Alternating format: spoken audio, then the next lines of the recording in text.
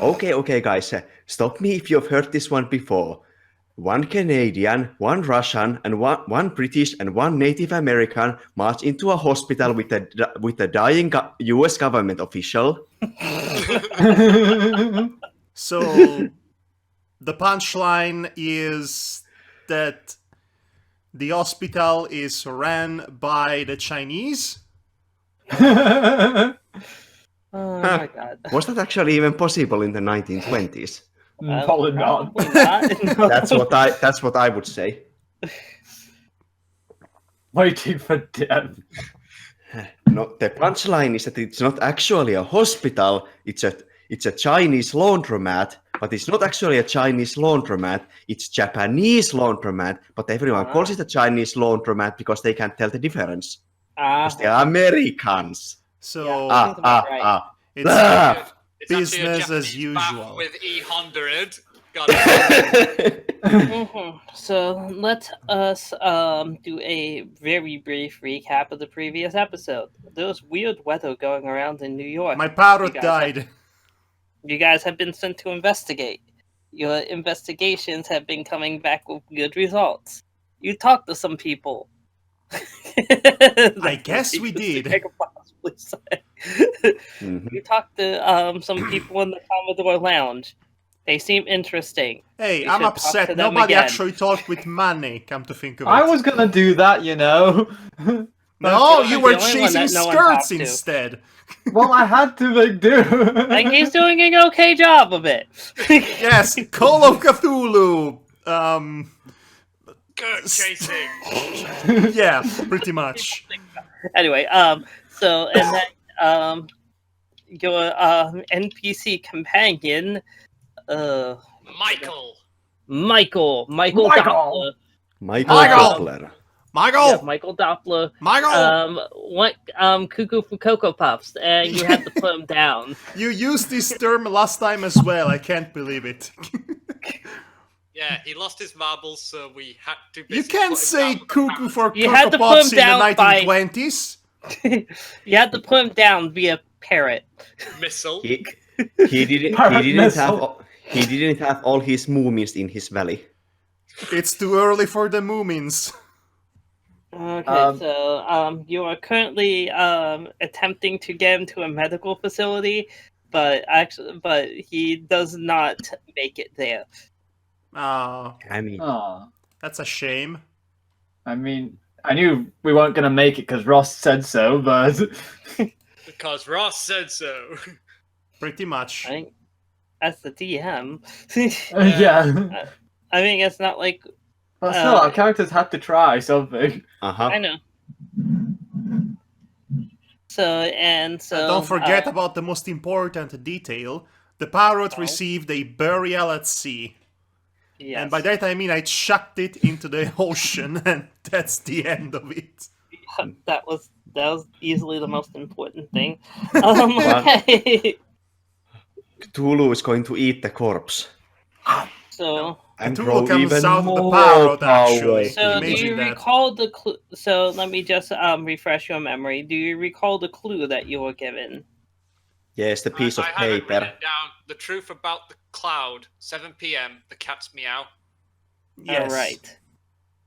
It's probably a place. Some sort of What? bar Yes. or... What time is it right now by the time we get back to land? By the time you get back to land, it's getting to be late afternoon. Hmm. What? I'm just thinking because we probably have to find out where this cat meow place is. Yeah, before. If it even is a place. Well, first we have to inform the right officials that our liaison has died, and before that went crazy. Yeah, that might be something. And to also sort he of. completely killed himself. We were not responsible for this. No. You see, the weirdest thing happened. A crow just came out of nowhere and just ripped his face off. As you can see by the damage in his face, it was obviously a bird's claw. So, off the hook yet? Us non-American citizens? Unfortunately, you actually do not have a liaison here at this point. Well, that's a tragedy. That's not good. That's not good. That's inconvenient. Yes. So at this point, you guys Mostly. are kind of left to your own devices. So if they just come and pick up the body and just tell us, do whatever you want. Well, you dropped him off at the local hospital. He was pronounced dead, but it's going to take a while for things to get around at this point because I don't know if you've noticed, but New York City is looking pretty Empty? Right. Cloudy. Yes. I mean, you imagine that the people that live here are still here, but they're not really like going outdoors. I wonder why. Must be the weather. Yeah. I think people don't want to come out because of the weather, or they'll lock themselves inside their houses, Bloodborne style. I mean, do we smell any incense? That's a good indicator. So on the plus side, you know that you're still paid up at the Commodore, so that's one place that you still know that's a place that you can stay for the time being while you try to figure out your next course of action. Well, luckily for us, Gaston is going to give us a whole new home once he marries the girl and then kills her and inherits her home. It should all be done in about a day or two, right? I don't think it's going to work that way. Well, you never know. The dice can be tricky things. I mean, what? I hope not. Anyway, You will have to kill her if she turns out to be possessed by a deadite. I would rather not, for the sake of my literal sanity. Yes, sanity points. Yeah, I'm concerned about That is Eisenhower's sanity. I was concerned about his sanity before this game, but okay. Well, you are not the only one. Oh, ouch. Yeah. So I guess the first course of action that makes sense, as long as we're still free to go. Yes, you are. That basically we should probably all return to the Commodore Hotel, I guess, to This find out. This is almost like we've just dumped him in front of the hospital and they just drive! That is a good question, actually. Does any of us know how to drive a car? Yes, I was about to think to say that, but I thought maybe it's not such a good idea to bring ideas to the DM's mind, but then you said it. Okay. Oops. Well, no one has written that they know how to drive in their backstory in any capacity. Well, so if it's a we'll boat, roll I a know how dice to of drive fate. a boat, but that's a We will car? roll a dice of fate. Oh boy. Because I can say right from the start that Jonathan doesn't know how to drive a car. Well, if it's me or Devar, we're probably going to be driving on the wrong side of the road. Well, the odds are that you do not know how to drive, but there are trolleys. Okay, that's good. Clang, clang, clang with the trolleys. Yes. Ding, ding, ding with the bells. So Yeah. surprisingly, public transportation was fairly robust in the 1920s. Yes, and then the car industry emerged and ruined everything for everyone. Correct. But yeah, you can actually get to most places in New York City, especially on the island of Manhattan, without much trouble because of robust public transportation. Also, far less people inhabiting the city, I'd say. Yeah. So we probably should basically ask back at the Commodore Hotel when we get there to basically see if anyone knows what the cat's meow is.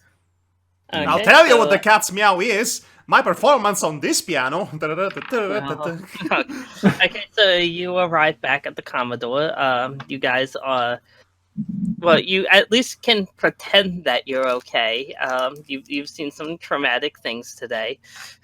Oh, Ivan is okay. Perfectly fine. It's not the first time Jonathan has seen people die. I've seen far worse in the Undertaker's parlor. So you sit down. Well, still, that's not a thing that your nose are still a little shot, all of you. Yeah, I Regardless. definitely am, like a bit shocked by it because So you all get a seat and everything, and Kathy comes over. Is just like, And changes the What hap- tempo. what? What happened? What happened to you fellas? You all look like you're seeing a ghost or something. oh, oh dear. He's like just rubs his eyes and lights a cigarette, going like, it's we had a bit of a incident with Michael. Incident with Michael. Is he okay? What happened? Where is he? Michael went off state. Home emergency. Grandmother died. I don't recall him saying anything about his grandmother, but It was pretty sudden. I see. Well, perhaps That makes us look very suspicious, actually. Yeah, only by you. How about this? I'll get you guys all. I'll get you fellas all a root beer on the house. Oh, you're so kind and sweet. Thank you. Thank you. Yes, thank you. She Appreciated. winks and goes to get your drinks. Yeah. She serves them up, and she takes whatever food orders that you want. Obviously, not on the house, but Yeah. Well, of course not, but it Well, might as well be since the government are paying for it. He's got Yes. bring me cake. That's I- that's it. I think we are all taking cake with as a dessert. Yeah. okay. You guys basically order cake instead of an actual entree. Well, I mean- for dessert. Cake for depends on what dessert. It depends what the entrees are, really. They have the usual American fare, like you might get some steak, some Yes. chicken meals. It's like nothing terribly exciting. But I have to Okay. ask, are the stakes high or just medium rare? Ha ha ha! Oh! Hee hee. I fold on this joke. Yes. So, okay, so I think I'll just order the steak. Good choice. So you all put in your orders, and for dessert, she says that they actually have a strawberry cheesecake. Ooh, I'll have a piece of that, please. Yes, I'll have a Yes. piece of your cake. That I would sounds love it. fine. I would Yeah, love a sounds piece of. lovely. I would love a piece of something sweet. Also, this cheesecake sounds nice too. So smooth! Incredibly smooth. My gosh, you are a She regular. kind of rolls her eyes at you. You are a because, regular Rudolph Valentino, let me tell you. You can't blame a guy for trying, can you? Yes. No? Yes. Yes, you can. Well, not in the 20s, but you can. Okay, so you finished your dessert. It perks you up because it was actually very good. Does it give its sanity back? It Nope. does not. In this 4-session campaign, there is no way of regaining sanity points because of the small period of time at play. Yeah, I sort of guessed I was jerking anyway. All right. So now you have the open floor to the NPCs in the lounge again. So it's the same lot, essentially. Okay, I'm going to talk to Manny immediately. First up, I want to say something to the other players. Hmm? Um, Go ahead. Basically, she looks around to make sure none of the NPCs are nearby listening, and she goes, I have something to share with you guys. Oh? And what is that? And she looks a bit conflicted and just a bit worried. And she goes, I'm pregnant. Mon Dieu! Jonathan's eyebrows raise. Ivan looks on his left and on his right. No. I'm not the father. Of course not! Keep your voices down!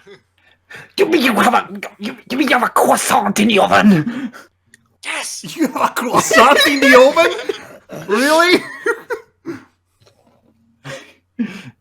Look, I wasn't going to share it with anybody, but after what happened today, I'm just scared. Alright? And I don't know what to do. And especially, I just don't know what to do. Well, I believe our first order of business is finding more about this Cat's Meow place. From the way, from its name, I'd guess it's either it could be either a brothel or some sort of gentleman's club. Yes, You we'll see. you want to come back like Michael? We don't even know if Michael even went there yet. He might have just got the message in the morning and went for us first. I've He seen was. that. I've seen that type of crazy before, but that usually happens at sea after long days in solitude, in the weaker-minded crew members. This was record time. It seems that the stress of the situation got poor Michael because well, I have to admit that these readings themselves we've been getting from the weather make no sense according to what we know thus far. And with Michael dead right now, it puts us into precarious position. Oh, yes. And I still have to check the levies Yes. of the city. By the way, mademoiselle, I will try my best to make sure that you are safe while you're here, personally. Thank you. But regardless, keep it to yourselves. After all, I don't want people knowing. After all, having a child out of wedlock is not looked upon very well. I understand. Some things are same everywhere. I see. It's not something I personally judge, but I understand. I decide it's a bit rude to tell secrets. Thank you. Many secrets will die with me. And my parrot. Thank you. I have no idea why I'm sharing it with you all. After all, we've only known each other for 2 days. Well, obviously you. I mean, after today, I think I understand completely why you would share such information. I always say, once you kill a man together, you forge a bond. We did not. You I tell think you he's tell right. you tell that to police. You tell that to your. Never mind. I do not want to get into this conversation. Yeah, we have to find out what the cat's meow is. Let's try and find. Let's talk to the people around here, see if they know anything. Okay, I mean, now Ivan is going to go to talk with Manny. I'll probably join you. I'll probably join you on that. Everybody go to Manny right now. He deserves your attention. Your undivided attention. Can we get a quick reminder who are the NPCs at the I have launch? them I have them listed here. Okay, but I can bring them up for you. If you'd Remember like. pretty much everyone. There was the barman, the antagonistic rich old man, the guy who dresses like an idiot, and Manny.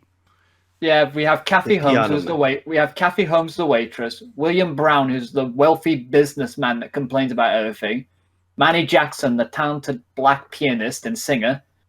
Henry Jeffers, who's the barman, and Larry Stevens, owner of a successful butcher shop. Yeah, I was going to talk with the barman Henry. Alrighty, so let's start with Manny, since like 3 people are going over there. Two of us, I thought. Right, is there a third one going? I thought I see. No, I wasn't going there. I think I'm going to go with Ursula to talk with the barman because Okay. I have a lot of thinking who would Jonathan actually talk here. Fair enough. And Okay, not get spit on. Well, Fair enough. Manny seems like the first choice in that regard. Okay. So For tragically said obvious reasons. So Manny finishes up the song that he was playing, and he's taking a break for watering a smoke. Yeah. I'm gonna open up by going like, Monsieur, might I say, that was a wonderful performance, if I do say so myself. And the singing, mwah, sublime. Thanks so much. You do. Hey, I saw you guys the other night here. Have you guys been? What are you guys in town for? It's clear you're out of towners. Is Yes. is it this obvious? I do not blend with crowd. I am being sarcastic. Yes. We are here on business to research the weather peculiarities. Let's just call it that.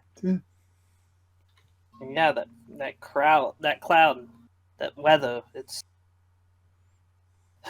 enough to drive a man into retreating him to itself. You know what I'm saying? Tell us Especially when about you it. don't have the bottle to retreat into anymore. Oh, tell me about it. Can't it even enjoy my fine bottle of wine while I'm here? Do American get crazy without booze? Well, we never. They never took away our booze before, so we don't know. It's Fascinating. a bit confusing to me, this thing. But anyway, it's very rude of me, but my name is Gaston Tremblay, and this here is my colleague, Ivan. Tovarish. Well, how you doing, fellas? Manny here. Manny. Burdened by the weight of old age. He's actually in his 40s, but he looks much older than that. You're older than me then, because I'm 33. Well, you are also younger than me. Then I am 36. 25. Oh, okay. So Ursula's the Well, you youngest play a out of lot of all. older characters. That's surprising. Okay. Okay, so anyway, Gaston is going to basically say like Manny, I shall remember that name. You, after all, I'm a big appreciator of music and art. Why does it sound like you're trying to flirt with him too? It's the French He accent. might be. It's the French accent. It makes everything sound flirty. I was like, well, you guys seem like nice enough guys. Yes, it's the fake French accent that makes Nice everyone enough. sound flirty. Nice enough Which fellas, is not I should say. which is not actually French accent. It's a Canadian French accent. It's still French. Yeah. Canadian Goodness. French. Like Okay. goodness, it's hard to remember the last time I had a conversation that didn't devolve into someone calling out the color of my skin. So that's a nice change of pace. I still don't get that sort of mindset. It's like complaining about why the color of a painting is a color.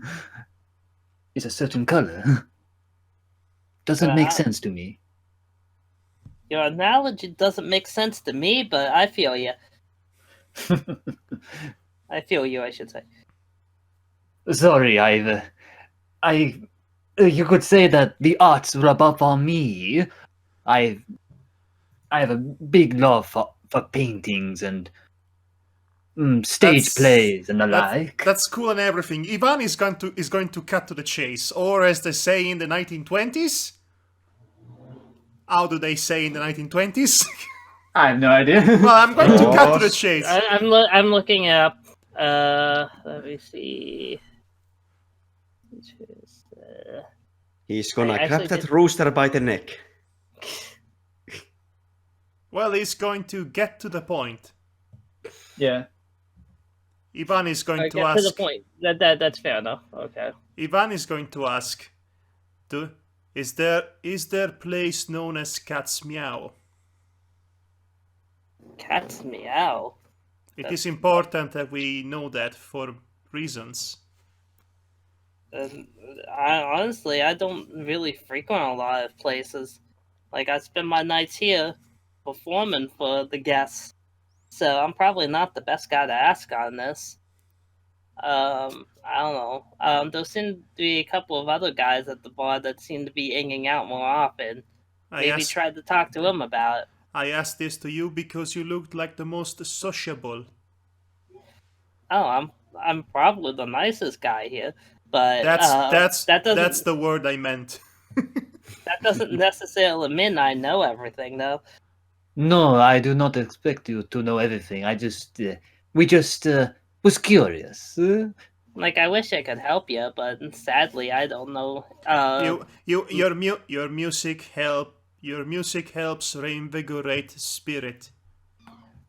Yes. Speaking of which, Ivan has a request. Okay. Nothing. Why do you say it like that? What do you think I'm going to have him sing? I don't know. Daft Punk. No, I was thinking you were going to have him sing like "Row, row, row your boat." I'm from Mother Russia, not from I don't know, Tennessee. Oh, so you'll have him sing the Russian national anthem. The lyrics in the Russian anthem were added much later. Actually, He can still play it.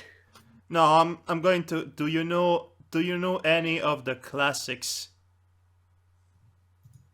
Check. Well, you mean from like Bach or like Beethoven or classical pieces? Do you know Tchaikovsky? I'm afraid I don't know Tchaikovsky. Well, anything. Anything. I do will know do. some Bach. I can play that for you. I thank you. That will do. Would I prefer Tchaikovsky personally? Reminds me of home, but Bach is, I guess, good too. Yes. I think with that. I think we've taken up too much of your time, but I will it's time continue. for my next set. Cigarette's just about done, but Yes. But we'll keep in touch. I would like to get to know more about you, Manny. same here. Again, it's one of the best conversations I've had in a long time. So yeah, I'd like to talk again. That's good. We'll just leave you to your art. I'm going to put my hand on his shoulder. Whose shoulder, mine or Manny's? On Manny. Okay, good. Bless you. And Achoo. no, just bless you in general. Honestly, Yes. his music is, easing the mood. Consider after the day we had. Yeah. Gotcha. Yeah. So take care. Okay, So so let's. he starts stretching his fingers and gets ready to start playing again. Okay, so over to the bar. Okay, so So you just have Henry just asked, so what you having? lemonade. That's an unusual request, but let me see if we have it. If He you goes do, and I'd like checks one some as well. things. It's like, afraid I don't have any lemonade. Would you prefer iced tea? Lemonade, more like lemonada. Yes, I'll take iced tea then, thank you. That sounds fine. Okay, so 2 iced teas.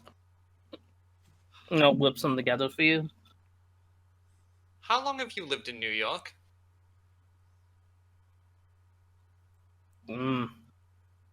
All my life, I'd have to say. Ever seen a storm cloud like this before? Not in all of my days. Where is your New York accent, Ross? I'm terrible at accents. How's- I'm sorry, but I'm terrible at them. Besides, Manhattan not so much having accents. Like if you go to Brooklyn, then there's a very pronounced Brooklyn. accent.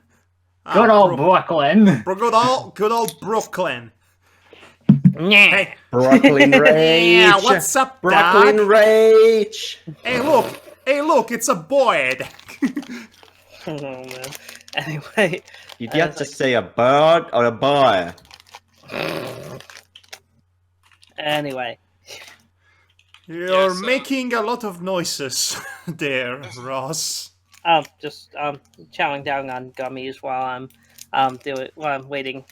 Yeah, so this cloud, has it grown over time or did it just appear out of nowhere? Like just I mean, as it is?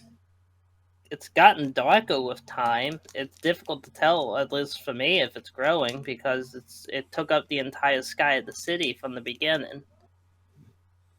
I don't know how far it stretches outside the city.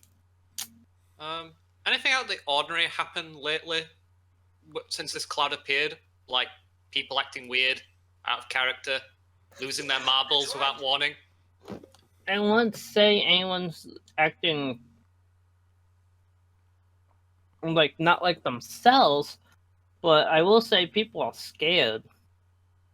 I mean, let me put it this way: have you ever seen a cloud that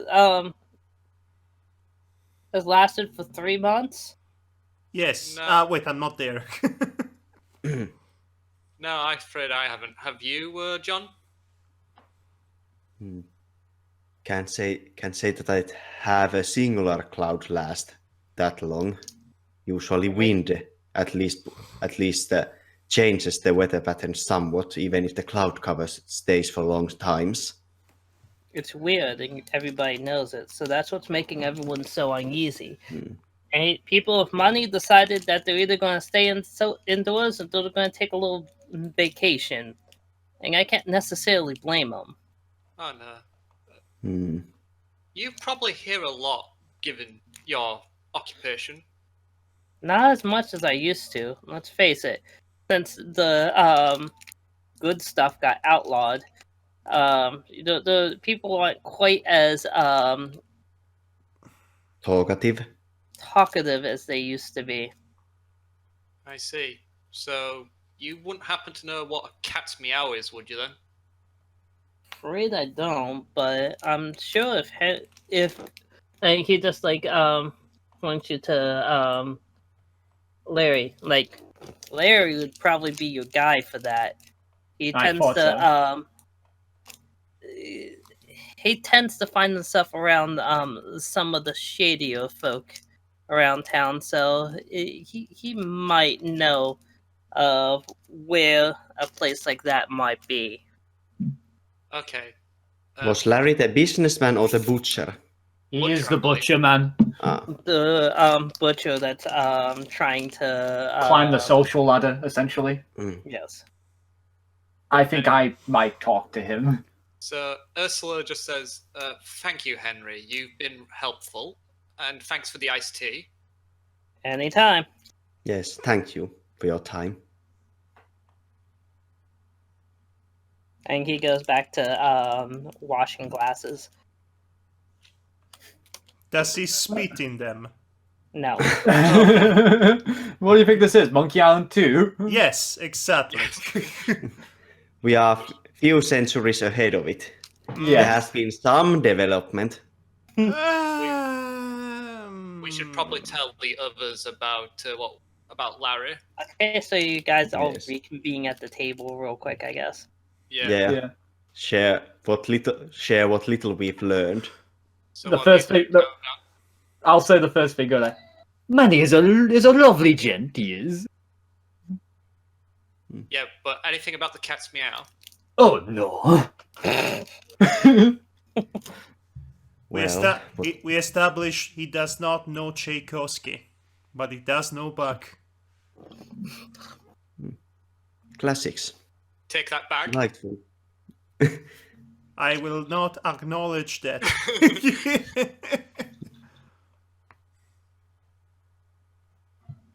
Anyway, yes. Anyway, the barman says that Larry might know. Larry, oh, the one with the need to climb up in the world, so to speak. Yeah, I think the barman said he might know, given that he walks in certain circles. I think I might have a one-on-one with him. Oh ho ho ho! Not that kind of one-on-one, eh? Yes, it is probably best that we do not crowd him.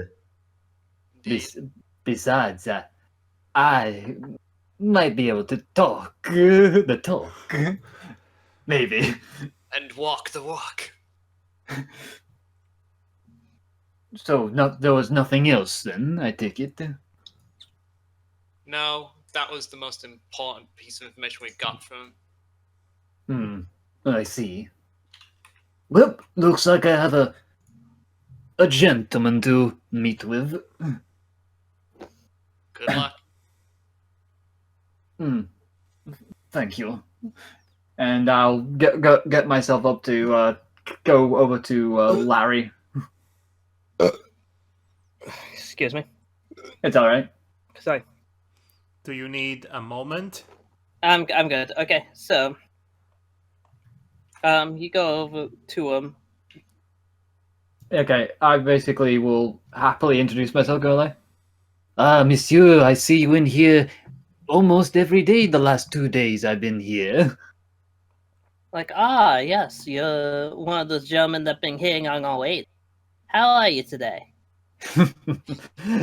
I'm doing quite well, and how about you, monsieur? Hotsy totsy. What? You have a very interesting way you speak, no? I'm just using slang.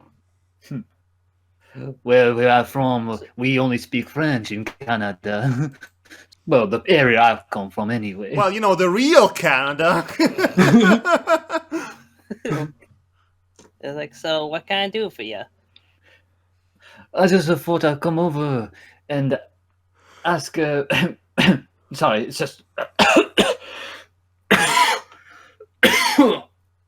Sorry about that. My throat kind of closed. You see, that's why I don't smoke those. God, looking for a slang term for cigarettes. Gaspers? But Gaspers. Gaspers. I still love it. That's why I don't smoke those gaspers. Sorry, I just had a. I'm looking at some of the gifs you left on the chat. Very topical. yes. Yeah. So anyway, Gaston then goes like, "Well, anyway, I just thought I'd ask about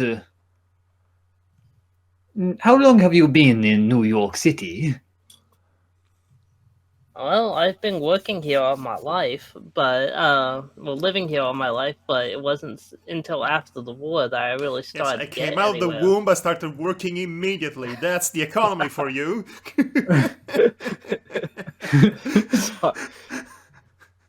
I see. It's just I'm new here, so I do not know everything that goes on here or where places are.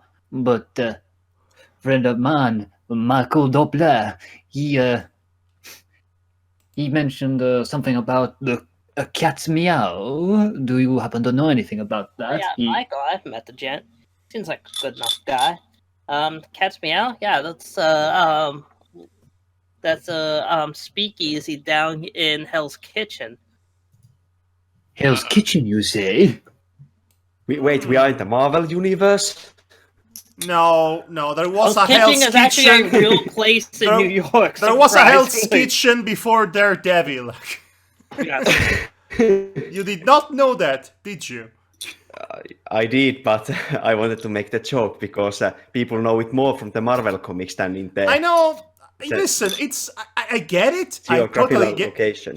I totally get it. A name like Hell's Kitchen seems something out of a comic book, but it exists in real life. That's just amazing. Yeah. That means that means that Why? either the food is horrible there or it is something to die for. Ross, why did they call it Hell's Kitchen? That I don't know. I don't know where the name of the area of Manhattan came from. Honestly, That seems very interesting to me. I'm How sure a do quick you come Wikipedia search will bring it up. to know it as Hell's Kitchen? It's just so I know it was Bizarre? a bad section of town for a long time. However, Manhattan isn't as bad as it used to be. So basically, like almost the entirety of the island of Manhattan basically has been kind of purged of major crime, or at least street ghettos and the things that you think of when you think of like derelict big city. Hmm. So even though it still keeps the name Hell's Kitchen, it's not a terribly dangerous place these days. I've I mean, actually walked through Hell's Kitchen personally. well, during the 19th century, it was a haven for gangs that formed here and gave it its tough reputation. And one of those gangs was called the Hell's Kitchen Gang.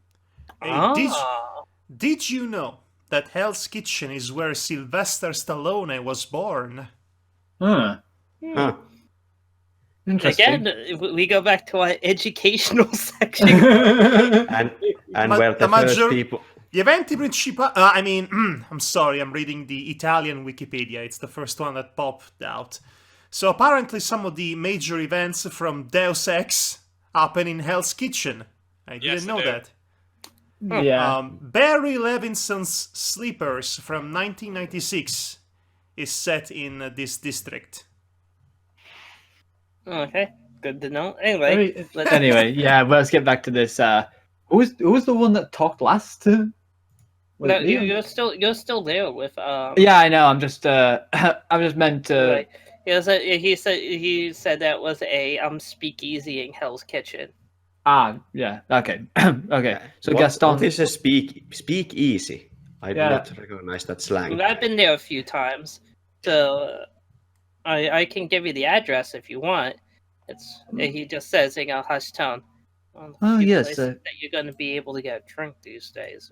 Oh, yes. I think I could because I don't know if you realize, but I was so shocked that I could not buy a bottle of wine here. I don't know. I don't think they'll have wine, but they'll have something or something.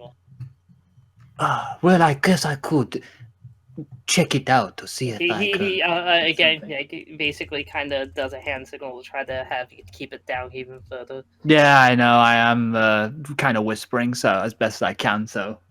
Okay. It's like he starts he takes out a pencil and starts scribbling down directions on a goodness, would they have napkins in the 1920s? So he does not carry a piece of paper on him. I guess we could say he does. Yes, he carries a small notebook. Yes, they would have small notebooks even then. Yeah, I don't see why they couldn't do a spiral-bound notebook. I mean, they should have, considering how much Jonathan has been writing in his own. Yeah, fair enough. Okay, so he rips out a page of his notebook with an address and vague directions on how to get there from here. So apparently there are many rumors as to how Hell's Kitchen came to be, the name specifically, but one of the versions here ascribes that the name's origins come from a German restaurant in the area known as Heil's Kitchen after its proprietors. Wow. Which would be amazing if it were to be true. Yeah. Yeah. By the way, I suppose Speakeasy is a place where they Yeah, synthesize it's a- yeah. alcohol and sell it Yeah, illegally. it's Yes, pretty much. illicit bar. Listen, we've all seen that episode of The Simpsons. You know how they work. They have complex baron. mechanisms. They have complex mechanisms where they hide drunk people in them. Barney gets stuck in the gears. I'm not sure if I have seen that episode. Okay, let's just carry on this Russ. Okay. So he just says, when you get there, let him know that Larry sent you. Oh, They'll of know course. who. And Oh, of they course. should be able to give you access to the secret menu. Yeah. I will say Gaston basically use a sleight of hand to basically, take the note without people noticing. Okay. you don't do a terribly good job, but no one's really paying attention anyway. So Okay. everybody's well, going about their own business. So yeah, it's just I thought since it's kind of hushed sort of thing that best not bring attention to us. But yeah, I'll just talk like normal next go like, monsieur, thank you. Also, can I interest you in a drink or anything? Well, I feel like I should prepare you for the company. he just smiles. Is like, I'm afraid they don't sell the type of drinks that I'd want. But to be fair, no one does these days. Oh, shame. Sell again. Anyway, Anyway, says it with a small wink. My character kind of chuckles and goes like, and just stands up. Well, I have places to be. I have things to check on. So, but thank you for the company. I hope we can talk again, Mr. Stevens. Sorry. Like, yeah, sure. Hey, if I ever need a favor from you, well, you know how it goes. Oh, yes, I understand how this goes. You take care. You too. You might be dead before the end of the session. We'll see what happens. I grip my teeth, as a player, not as a character. Yeah. So so I come back to everybody, and I basically go like, Jonathan, can I borrow your notepad and read up on some things? Of course. Yeah. I guess this means you found out something.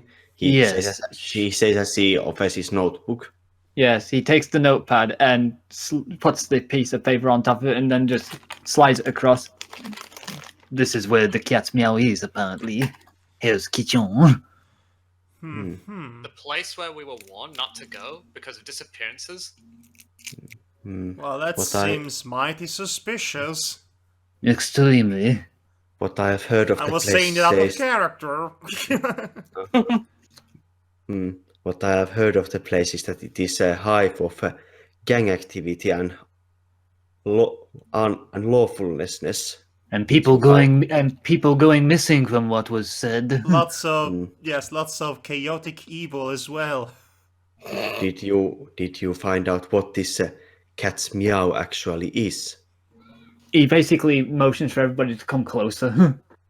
Closer? Closer. Closer? Closer. Closer? And Not This- that close. This close enough. Not that close. I can smell the garlic on his breath. I do not eat garlic. I think he meant Ivan. Oh. Okay. I was actually thinking about the French Even person. probably eats garlic. Yes, by the clothes. How does he get a garlic in his? Seriously, think about that. From the pot in a box. He just picks up one and eats it raw. Okay. No. Stay healthy. Okay, guys. Gaston is You have to basically play off Scurvy somehow. Anyway, Gaston basically whispers to you all. The cat's meow is a place where they serve alcohol, which is prohibited. Did someone say alcohol?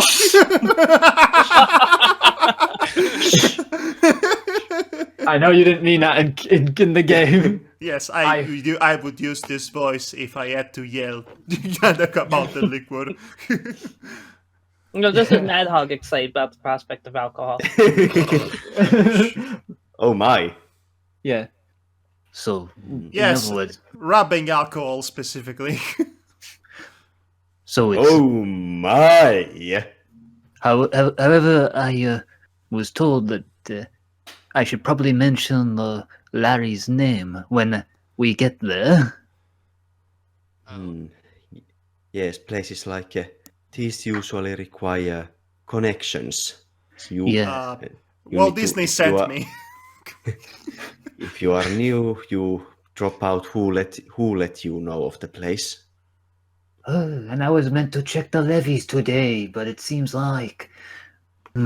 Seems like it looks at his watch to see if he would have time, but I don't think he Well, would. it's already around like 8 p.m. So the sun is already set at this point. I guess we'll have to go tomorrow, I guess, in the evening. Yeah. We It's fine, can. we could probably hmm, do with the rest after today. Yes. We could. Yes. We could check the levies at the morning. Yes, that's a good point. It is still important, even if our liaison is no longer here to show us the way. Do we actually know where the levies are? You do not. Yeah, that could be a problem. Excuse me, cake girl. Know where levies are? What? Kathy is just like, fine, my name is Kathy. 2. What do you mean the levies? What they said. Let me. Like, do I look like some kind of engineer? Let me think now. I've- So basically, yeah, it goes like, it's. I guess. Well, I need to. Sorry, it's just Ivan Fortig would be helpful asking where the land's levies are, but I. I wouldn't know that. Maybe you could try City Hall. Yeah, that's good. Thanks. By the way, Mademoiselle, could you tell me where City Hall is actually, so I know for tomorrow? Tell you what, if you happen to be free tonight, I'll make sure to write down detailed directions for you. Oh, perfect. I was hoping to get to know you more and walk you home. You know, Most definitely, things aren't safe these days, he says with a wink. yes, I think it would be. What Okay. the frick? What is happening? Are they killing a pig? What's happening? Who's strangling a cat? What was that sound? That really put me off just then. It sounded like the scream of Cthulhu or something. It's the call of Cthulhu now, apparently. Okay. Okay. Back to my mindset. Okay, so Yes, like I said, I do. I like you, so I want to make sure you get home safe. After all. It's like 9 p.m. As always, that's when I Oh. get done. Oh, of course, I cannot wait. Ho ho ho ho. She's going to give you the directions directly through your body. I do Grab not it think. onto your chest. What if she in on it and she tries to kill you instead? I Would, That wouldn't thought has that? crossed my mind the first I mean, second. it has crossed my mind as well, but you know, She's when in actually Rome. she's actually a fish person. We're and in is- New York. she's actually a fish person and wants your meat. I mean, Okay. Monster Girl. Do you guys have No, anything? not that meat. The one Okay, that's on your bones. Okay. Did you guys have anything further that you wish to do this evening, or did you want to move on to the next day? It's probably too late for a look for a movie theater, I would assume. At this point, yes. Well, maybe tomorrow. Tomorrow. Tomorrow. Okay, so let's see how things go with Kathy.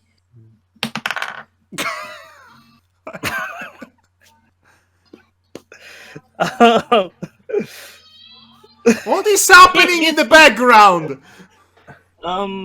Screaming kids in the lower floor of my house.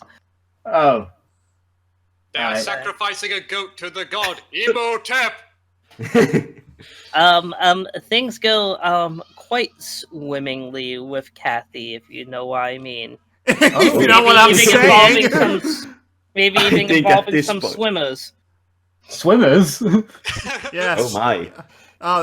Yes, you get to swim into her, apparently. Well, I hope not. Not in these waters, considering how dirty and polluted they are. Yes. You know, they had bathtubs in the 1920s in New York, right? Yes. I believe in most cases, yes. I'm just You are like not this. doing much swimming in those small fish. Imagine trying to fit into a one-person bathtub. I mean, you could stand in it. Oh, you guys are stupid. Well, for one this of you world. is standing. Anyway. Oh,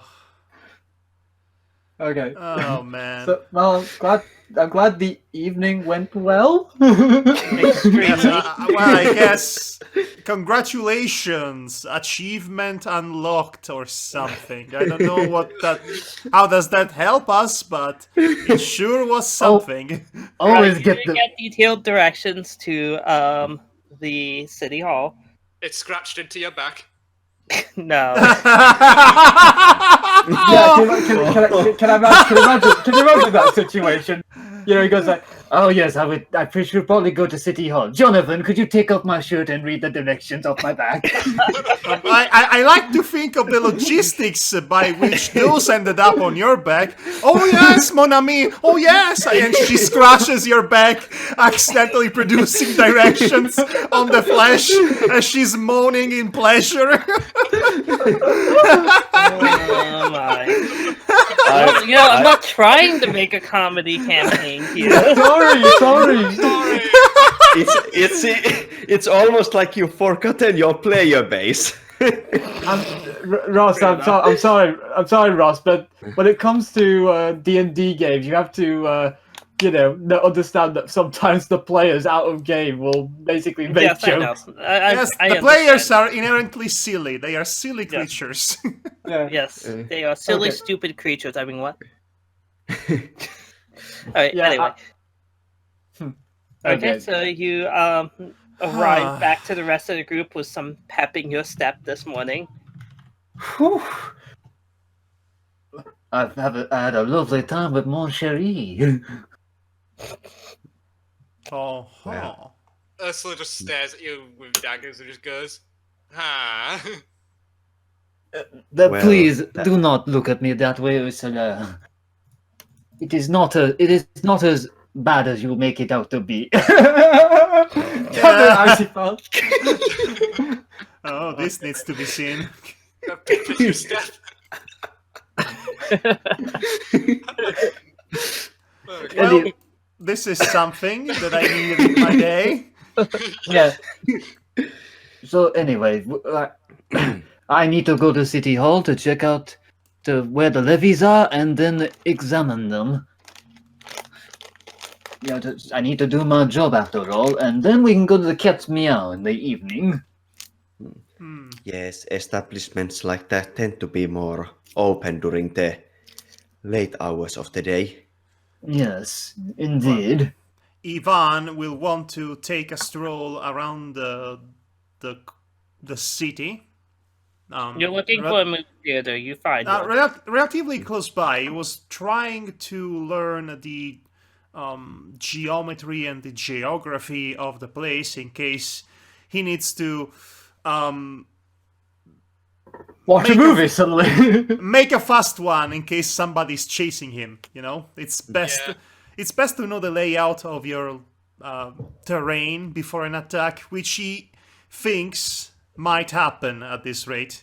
Yeah, Ursula will go with you as well, just to see a movie. Now, you are the best one I could have asked for this situation. So, as they were strolling around looking for, well, palaces and houses, they fumbled upon a film theater. And Ivan has an idea. He suddenly really wants to see a film. The last time he saw a film was, it was around 1908, really.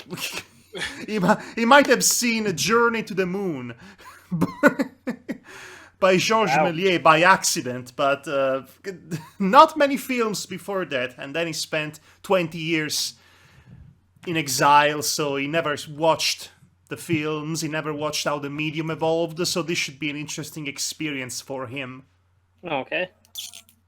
Yeah, Ursula was hasn't seen very many movies herself. She's probably just going just to. You should be seeing what they will eventually adapt your masterpiece into. What? Yeah. Yes. scouting this new rival. He's scouting for inspiration. Also that. So, okay, this is the point I was waiting for, but I can wait a bit longer if Gaston wants to have his scene first, or Icipal. Jonathan is going to go through aside from that one island where the instruments got trashed, he's going to just go through the other places and take down the readings to see if they offer any new insights into this weather situation. Gotcha. Good idea. Okay. So He's I'll actually give you the doing the results when you job. reconvene with the rest of the group. And yes, you are definitely doing your job. As am I. Well, you're doing something. Or you did something. Anyway, as far as the levies, you had to wait an ungodly amount of time at City Hall before they finally give you the information. Convincing them took a little bit of doing, but they eventually caved and showed you where they would be located throughout the city.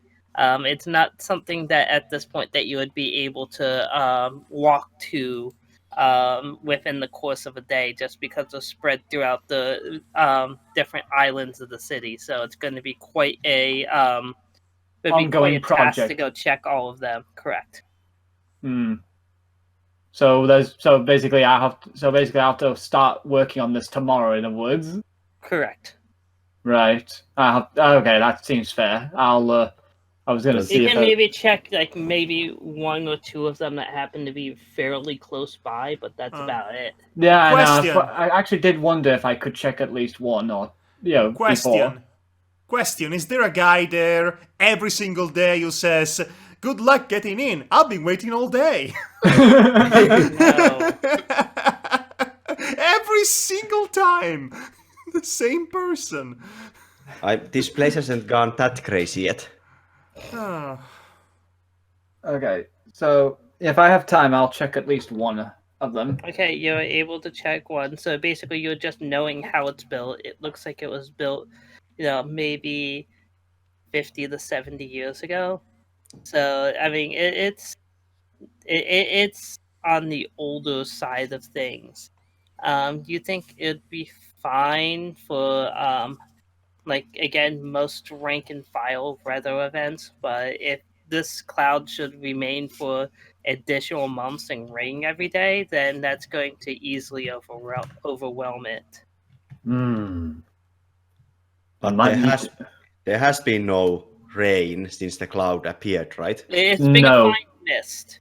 Nah, it's basically they're more like worried about whether like you it can will feel start to rain. moisture in the air, like like a mist, but you can't. But it's not actually like raining down. It's like actual rain.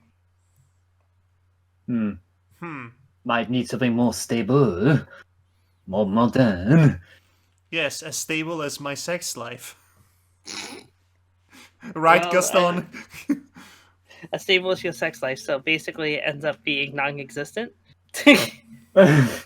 Oh gosh. Sorry. It's okay.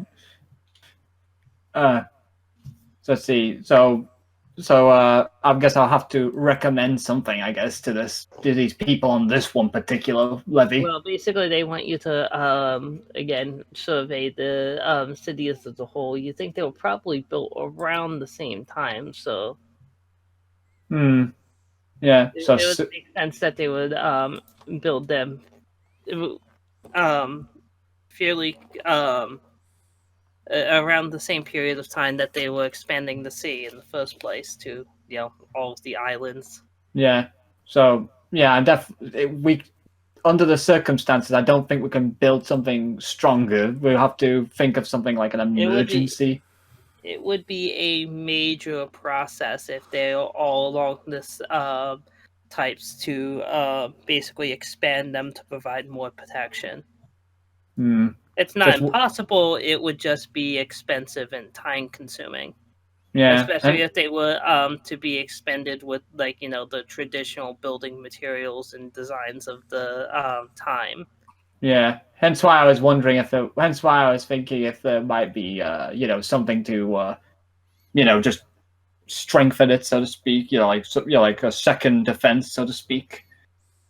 You start mulling that over as you Well, return boys, to the meetup time to place. take those shovels and start dig up trenches. Just like in the war. Just like in Dumbo. Okay, Okay, Rod. so your theatering goes well.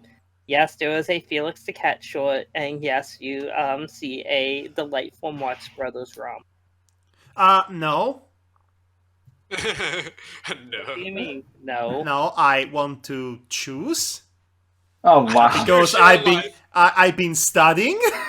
Excuse me? No. I have this entire scene prepared. How dare you? Decide for me. Well, he's the DM. I mean- Well, I decide what the theater happens to be showing. Okay, well, listen, I have this whole beat prepared. Okay. Okay. Okay, you can roll it, but I reserve the right to veto it. Listen. Okay, I looked up films that came out in 1924. Okay? So, But you 1924 have to keep in mind that films would also commonly stay in theaters for several years at this point. That's good because that's the point I want to make. Okay, for character reasons. Now, let's go over the 1920s generally speaking. This is the educational portion of the session. So the 1920s were an interesting period for cinema. The medium was truly coming together as an art form. You have the experimentation of the avant-garde in Europe, between France especially. You have German cinema competing head-to-head with Hollywood and transliterating the German expressionist style into films. You've had Soviet Union pretty much emerging as a behemoth when it comes to the craft of cinema. Many of the techniques that are still applied today come from the masters such as Eisenstein or Vertov and whatnot. All important things. And America, slapstick comedy already had emerged in the 1910s. It came ahead in the 1920s. Harold Lloyd was a thing in the 1920s. And if you don't know who Harold Lloyd is, that proves my point. Really. Unfortunately, 1924 I find is one of the least interesting years. It's too early for Battleship Potemkin by Sergei Eisenstein, or The General by Buster Keaton, or Sherlock Jr. also by Buster Keaton. The best by Buster Keaton, essentially. It's too early for The Passion of Joan d'Arc by Thomas Dreyer. It's too early for Fritz Lang's Metropolis. You get the idea. It's too early for Un Chien Andalou by Salvador Dali and Louis Buñuel. But it's also too late for The Kid by Charlie Chaplin and also Nosferatu by Murnau. In fact, that's a stupid gif. In fact, I know the highest grossing film in 1924 in America was The Seahawk. It made $2 million. But I have not seen that. Honestly, there was only one film I wanted my character to watch. So if you will allow this, DM, I want to watch The Kid by Charlie Chaplin. Okay, it's a Charlie Chaplin film, so that's something that would be fairly common in the United States. It came out in 1921, or either 20 or 21, but it was before that. 21. Yes, thank you. 1921. You are not watching his latest, The Pilgrim. It came out last year. Yes, I'm not watching that. I'm watching The Kid because I think it is. First of all, I've seen The Kid.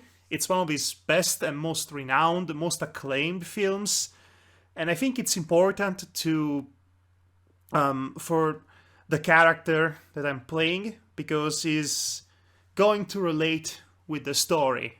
I don't know if you're familiar with the story from The Kid. Only Charlie Chaplin movie I've seen is Modern Times. It's really good.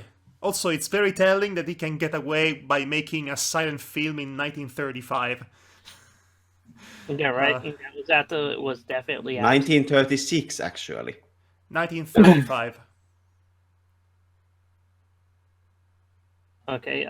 But I'm going to try to get you to speed this along. Okay, so the plot of The Kid is that Charlie Chaplin's, his character, the Trump, adopts a kid, which is Jackie Coogan, or am I mispronouncing it? It's the kid that will grow up to play Uncle Fester in the Addams Family in the 60s. Right. He was a child prodigy in acting in the 1920s, but he never really survived that period. And he was about 5 or 6, so that's a great talent. Anyway, so he adopts this child. He's more or less is a poor man himself. Due to a series of circumstances, the child was abandoned by her mother, which regretted it. So Chaplin adopts him, and they have comedy moments and they have dramatic moments, and it's a very one of the earliest attempts to mix both drama and comedy in cinema. To great results. In the end, the kid is reunited with the mother, and everything goes well. Anyway, so the point is, Ivan is watching the film, and I guess Miss Slaughter is also there. Yes, Ursula. Ursula Lockhart. Yes, Slaughter is her pen name. I know, but Constance Slaughter is so amusing. So Ivan and Constance Slaughter are there watching The Kid by Charles Chaplin. Oh, it is preceded by a Felix cartoon because I say so. Okay. I don't know if it's historically accurate, but Cthulhu isn't historically accurate, so yeah. I don't think that's the same. But if that's the first thing you found as a GIF, as you put in Charles Chaplin's The Kid, I don't blame you, but I don't think it's the right movie. It is not the first one. I can put the first one there. Can we please move us along, guys? Okay, so Yes, listen. seriously. It was important to establish all this because as soon as the film ends, Ursula, you might notice that there are tears streaming down Ivan's cheeks. In fact, he's been silently crying this entire film. Are you alright, Ivan? Ivan looks at you. It genuinely is at a loss for words, doesn't know what to say, so he slowly gets up, fumbles a bit as he moves along the seats, and goes outside. He looks drunk, but he's not. He positions himself on the side of the theater, trying to avoid the onlookers' gaze. Not that there is anybody on the streets, but you never know. So, the tears just won't stop. Ivan, darling, are you alright?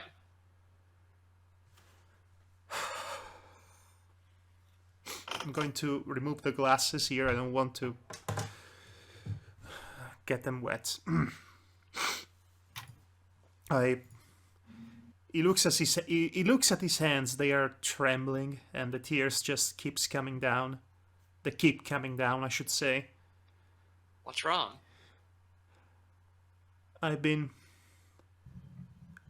The last time I saw a film, it was...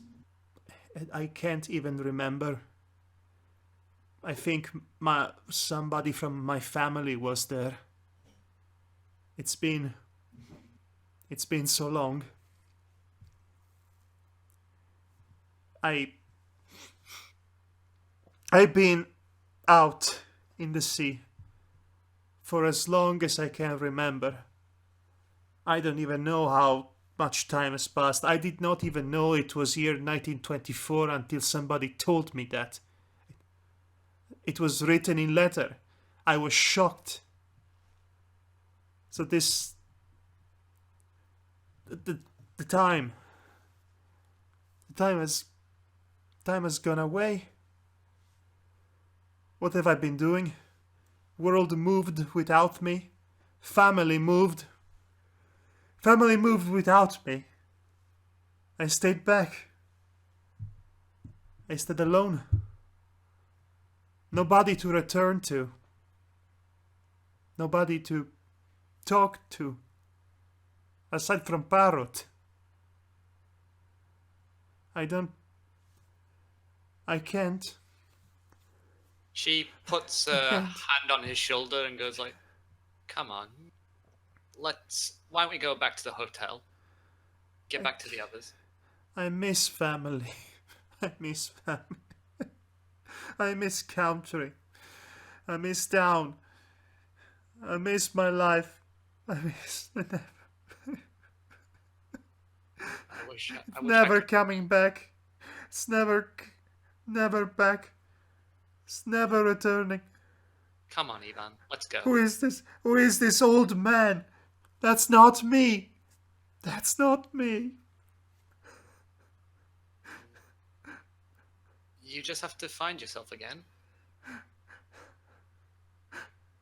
After all, we may get lost from time to time, but we somehow find a way to get back onto the path.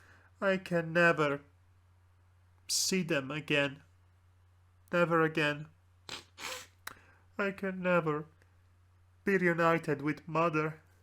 I can never see sister again. I can never see family. I can never be back. I'll die. I'll die alone with my stupid boat. Nothing. There's nothing for me. I can't say I can't relate fully to what you're feeling, but years ago, when the Great War happened, my brother, he got conscripted, and when he returned, he came back not my brother anymore. He was gone, and eventually he took his own life, and I understand what it's like to lose family and watch them rot in front of you. So you're not alone.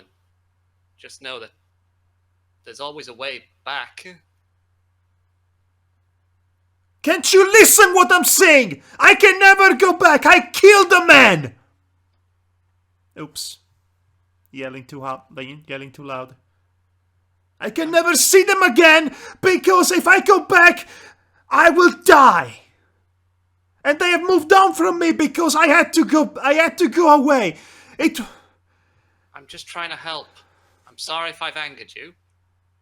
She just looks very meekly as she just steps back from you, as if you've made her really nervous. No, you were trying to help. You do not understand my circumstance. It's not your fault. Let's just walk back. Yeah. I need a moment. Of course. I could really use vodka right about now. Well, Incidentally. yeah, we're going to somewhere to get drinks. Well, I guess that's the scene. Okay. That was a scene. That was I tried. well. I'm not sure what to think of it just yet because that was very a nice performance. Really? Yeah. I thought I was too hammy, and also the Russian accent did not help. I wouldn't say too hammy, but we must remember that only Ursula knows about this. Uh-huh. So, Ross, you were complaining this campaign is too funny? Well, okay, well, yes, that was a nice, serious scene. I tried. That I Alright. wanted this scene to happen. I wanted specifically to be The Kid by Charles Chaplin because it is specifically about a child being taken away from his family, both his family members. That is both his mother and his adoptive father. But then he gets reunited with both, Okay. and that's something he will never be able to experience. The Yeah. reunion, that is. All right. So you guys meet back up at around 6 o'clock ish, and decide to head to the Cat's Meow. Correct? Yeah, we're heading to Yes. the Cat's Meow at 7 p.m. as it says. All right. I mean, I don't think the timing really matters that much to us, since it wasn't since the note wasn't sent to us. But Okay. So you arrive at the Cat's Meow sometime after 7. Right. what does it look like from the outside? Does it advertise itself as something else, or is it just a door? Nondescript. It says the Cat's Meow Jazz Lounge. Ah. Interesting. So Gaston, suspicious. you should do the talking since you. Yes, I think I should. Since you have such a way with words and with hands too, as she found out last night. You do notice that there are no windows. No windows. Interesting. Do we Okay. see any clientele go inside or leave? No, not currently. Do we see anyone guarding a door, so to speak? No, that's just the front entrance. Okay, I'll go in first with everyone else behind me. Okay. Yeah. Okay. So- Upon walking into the Cat's Meow, the place looks like it's open, but you don't see a soul around. The bar is filled with various unmarked bottles, and there are no dirty glasses or dishes that you can see. Like the lights are on, but no one seems to be home, and that they prepared to open for business, but never actually did. I no. am from where we are standing. I am taking a look around. Does it seem like that this place has been abandoned for how long? It does. It looks like it. Again, someone set up to open for the day and just never did for whatever reason. So everything looks clean. You don't see any signs of dust or anything. So it had to have been extremely recently. Do we notice any doorways or anything? You see one door in the back that you presume would lead to an office type area, because all there's no kitchen for this place. It's just basically has a bar and a bunch of drinks behind it, and behind that is an area that you would assume would be like the office for paperwork. And then you see one more door off to the side that seems to lead somewhere else, maybe to a basement. You're not sure. I don't like where this is going. This is weird. They should have at least have someone watching the counter. Otherwise anyone would just march in and grab a bottle from the wall. And this Maybe stuff that's is what they want you to do. No, this doesn't and seem this right. this stuff is valuable, especially during these times. No, this doesn't seem right. Something is amiss. I'm taking a look behind the counter to see if there's anything else there. A body, You a don't trapdoor. No, you don't see anything unusual behind the counter. If you go into the office, you'll see that the ledgers seem to be completed up until yesterday. Yesterday. Yesterday, all my troubles seemed so far away. In the office, is there any signs of a struggle or anything? No, you don't. Again, you don't see anything out of the ordinary. It looks like it was, an office that was in use. Anything else of suspicious note? Nothing strikes you as out of the ordinary. Is there vodka? Well, let's see. They do not have a specific type of drink. You see, this is called moonshine. Anything will do, even moonshine. I would not However, recommend. all the bottles behind there are unmarked. So, Hmm. I would not recommend it, Madhog, knowing my Same history. You have no idea where those things have been. By the way, and- you might have noticed coming here, if you cared to, that Ivan looked somewhat out of sorts.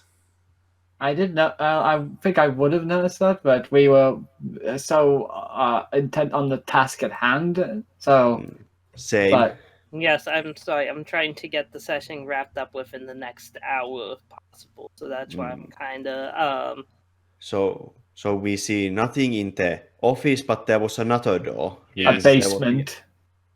You think it might lead to a basement or something similar? I guess I'll I'll try- try the door. Yes. Okay, or at worst a storage area. Okay, so you open the door and you do see stairs descending downwards. Hmm. Is No. there light? I have a lighter.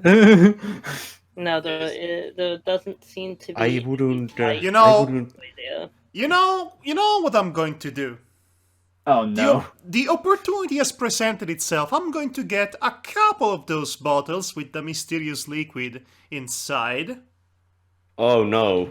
Please I'm- no. Okay. I want to smell the liquid. What does it smell like? It smells like alcohol, right? Okay, I'm taking about. Can I take 3 of those bottles at least? Sure. Ivan, Okay. Ivan, please put those back. What? We don't want to.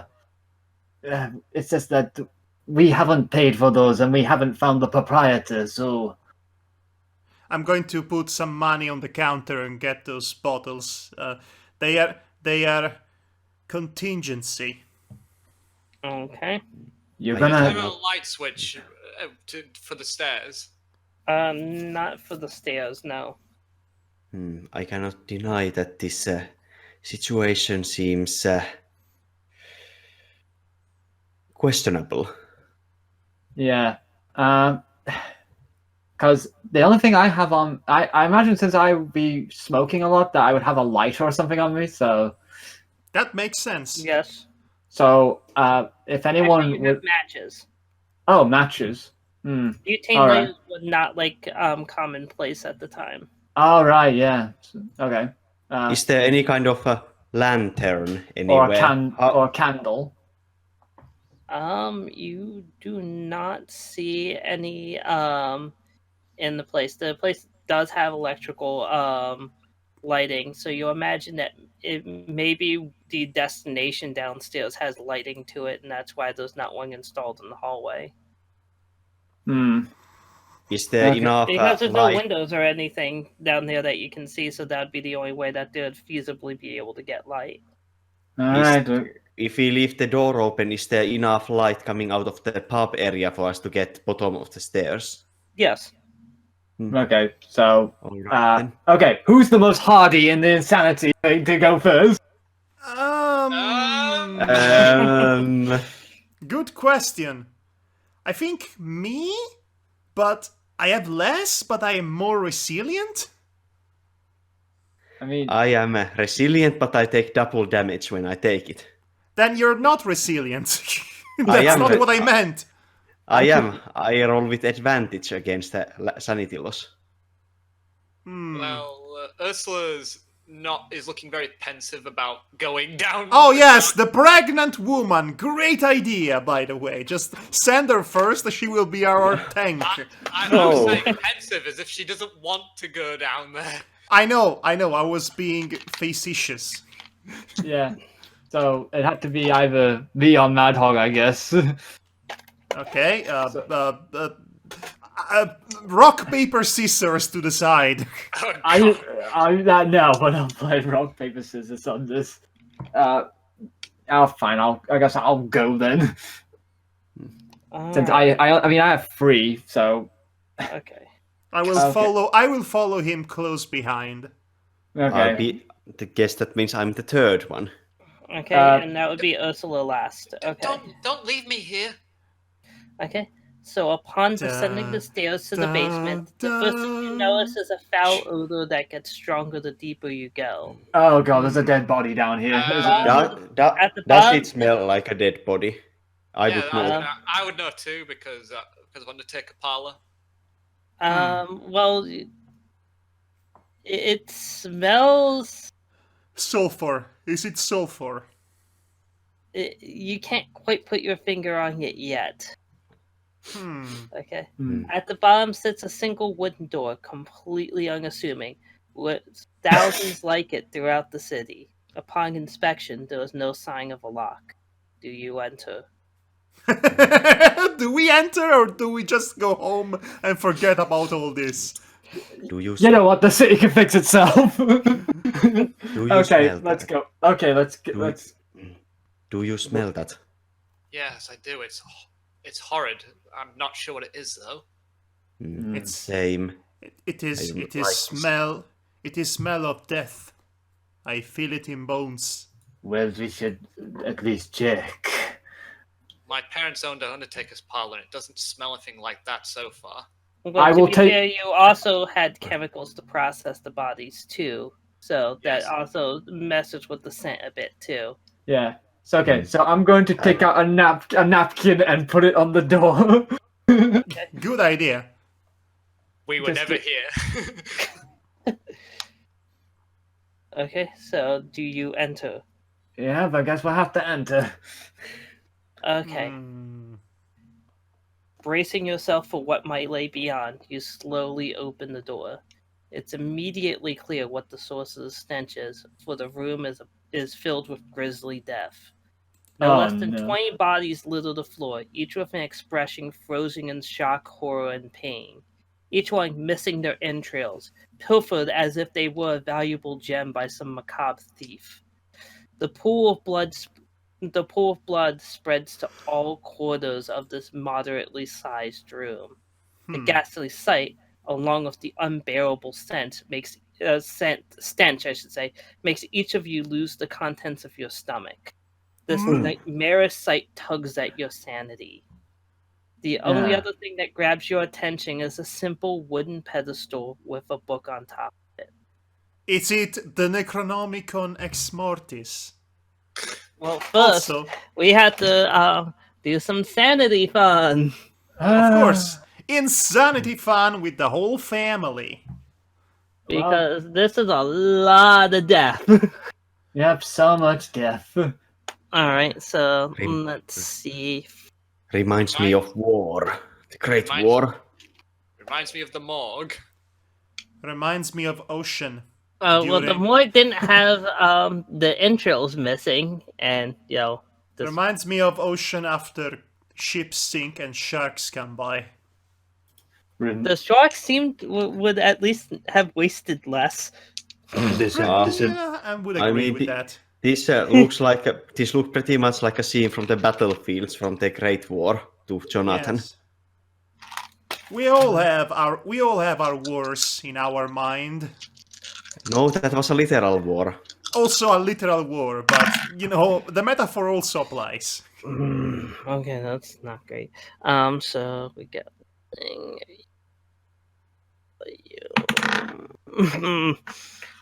okay, well, that is less than ideal. Let's see what happens. Oh, no. Your That's di- great. Ross, your dice suck. I rolled 4 separate dice. It sounds like we should be rolling. Exactly, that's what I said. Your dice Yeah. suck.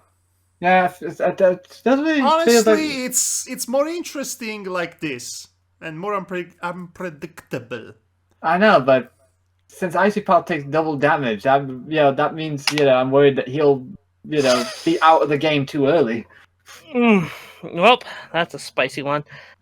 So that's going to be 4 sanity damage to everyone. Oh! Oh, That's everybody. That's all of the. Well, my sanity is at 0 because I lost 2 so points. Minus that 1. So yeah, does it carry over to the next section of it your does sanity? not carry over to the next section of insanity, but then we get to roll the insanity table. Oh, no. Ooh, that's cool. Hang on. Does that mean that we're not? The game's not over. No, the game is not over. You basically can go into basically, you can accumulate 3 conditions before you go completely insane. He explained this, remember? Well, I didn't remember because all I remembered is that basically once you hit 0, you're insane, and for all I know, we could have lost all our control of our characters, and then No, What did you think we were going to go? Hookla boogla boogla boog. It's just not yet. No, running naked in the streets. yep, that'd be the end. Okay, so let's see. Now I mean, we are all crazy now. Give me a break. I've never played Call of Cthulhu before, so I don't know how it works. Well, but you played Darkest Dungeon. No, I didn't. Oh, okay. That was Icy Pal. Mm-hmm.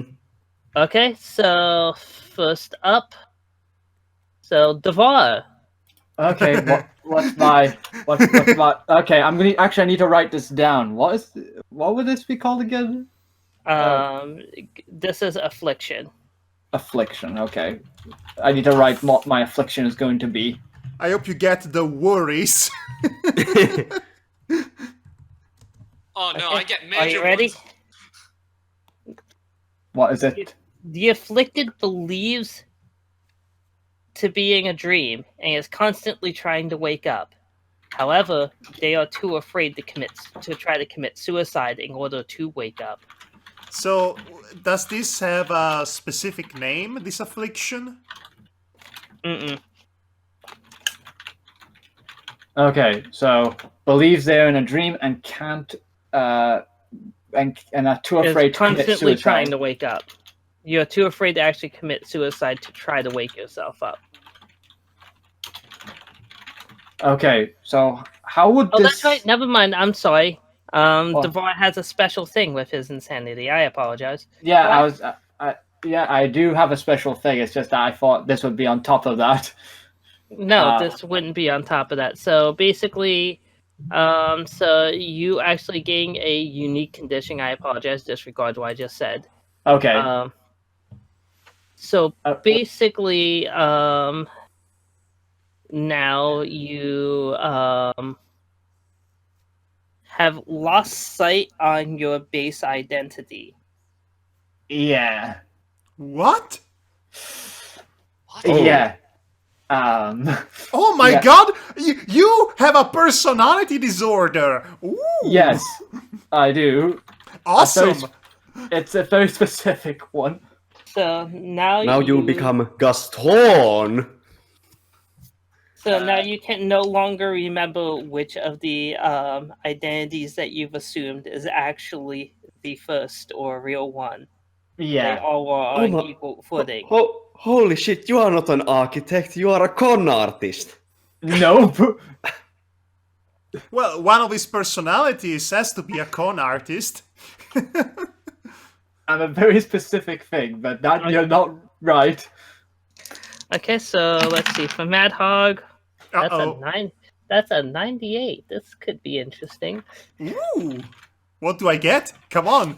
Don't keep me waiting, doctor!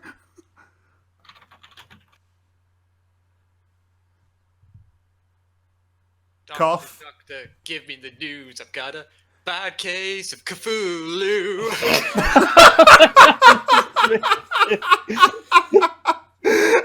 Bad case of Cthulhu. Oh my gosh, I'm tempted to use this as the name of the episode. Shock therapy it is. Okay, sorry. No, I'm sorry. I didn't mean to. I just couldn't resist. That was great. So you Yes, me. That's me. believe that you are a parrot that has human form. You set out to fix your curse. Okay, Ross. You need to repeat this before everybody stops laughing. The curse of the parrot strikes. Curse of Parrot Island. Believes he's a parrot now. Okay. You believe Well- that you're a parrot stuck in human form, and you are looking for a way to fix your curse. Oh my god. God, Why would you I- do this to me? How can you function now? Since you will be just saying, Polly wants a cracker! Polly wants a cracker! No. So, you will do behavior like a parrot would, like you'll eat things that a parrot would, but you can still talk and speak normally and think normally, if that makes sense. Parrot This is- wouldn't do that. This is. You are no parrot. Can I say this? That's why is- you're trying to. That's why he's trying to fix his curse. This is the best game. We should have played Call of Cthulhu a long time ago. My gosh. I mean, I mean, we are gaining insanity easier here than in the actual Call of Cthulhu. I know, but oh my gosh. To be fair, the actual amount that you took from that last effect was max. oh my I- gosh. So it usually wouldn't be that amount on a instance that happens. Okay. But this is So- amazing. I mean, since we all failed, even if we had all been at max sanity, we still would have dropped to 0. Oh goodness. Okay, so Icy Pal, Yes. you believe that you are currently surging with the strength of 1,000,000 men. Oh.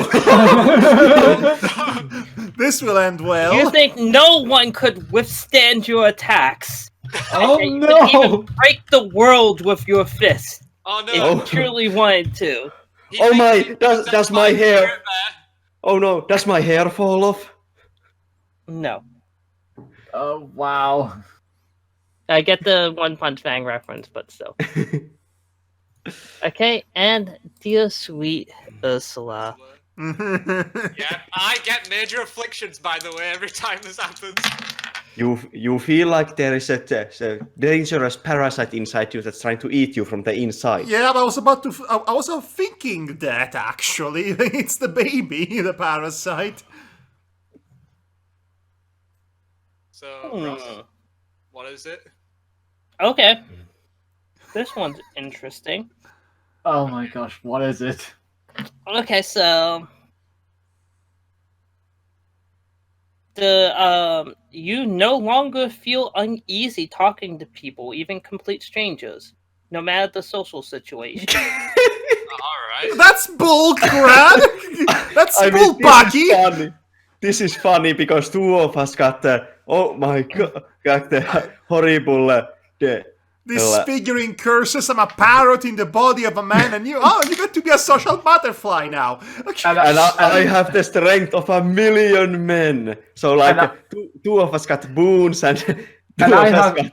And I have an Afflicted. identity crisis. I feel like I got off lightly. Did you I mean- It now? feels like it. I mean, compared Maybe to you don't know the full effects of this insanity yet. compared Oh. to Madhog and Devar, we got off lightly. Well, I'm just trying to figure out Oh, how. this- I'm thinking about the various comedic situations in which you would start talking non-stop and basically give away your position if we are trying to hide, say, from bloodthirsty cultists. You would be like, "Hey, what's up, guy? Did you know about the weather or something? I don't know." I mean, Okay. that doesn't quite sound like what he's having with having. No, basically Social- all of Ursula's social anxiety has disappeared. Okay, how Oh is my, that yeah. bad? I never said insanity does not take logical forms, so I mean, that seems like a good thing. I mean, So, I mean what does that happen now? Do we start 4 again with our insanity? Or... correct. Yes. okay, Okay. so we go back to 4. Or Right. 2 in my case. No, you actually get a full 4. You just started with 2 sanity points missing. Oh, nice! Okay, Well, so I'm not trying to fuck you that hard. okay. well, Gently. Jonathan actually, it has been decades since he last felt this good. So he's stepping into the room and starting to examine the bodies to figure out what exactly killed them and how long they have been dead. This looks to him pretty much just like another battlefield back in the war. He feels the sudden urge to start bench pressing the bodies for some reason. You notice at the moment Gaston seems to lose his absolute cool and go like, "But what are you doing? Don't go in there! It's no. Gaston, they are just Calm down.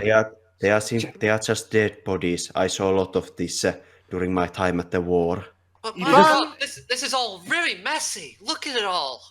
He Yes. just looks at you all and goes like, Gaston. Oh Gaston, Gaston. Wait, is it Gaston? If you want, you can wait outside. I understand that this is a grisly sight to those not used to it. So, Ross, you said there's a book on the other side of the room? Yeah, there's an altar that contains a simple wooden altar that contains a book on top of it. Well, Ivan is going to fly over there. And by that, I mean he's flapping his arms towards the general direction of the book. Ross, Trying are you to sure take this is flight. serious? I mean, you turned me into a parrot. So now you leave with that. Yeah, because I was going to go to the book and investigate that. Since I It's mean, going you can to- both go. He's going to pick up the book with his mouth. And Okay, fly. so the- Oh, thank you, So- Ivan. You're great. Great He's guy. going to attempt to land on your arm. Ivan, what are you doing? Get You off! have- Ivan, is everything all right? He's going to land on your arm since you have the strength of 1,000,000 men. Yeah, okay. So then you hear the voice of Gaston going like, guys, I hope that you are going to come out soon. Well, Ivan, no, what? No, not.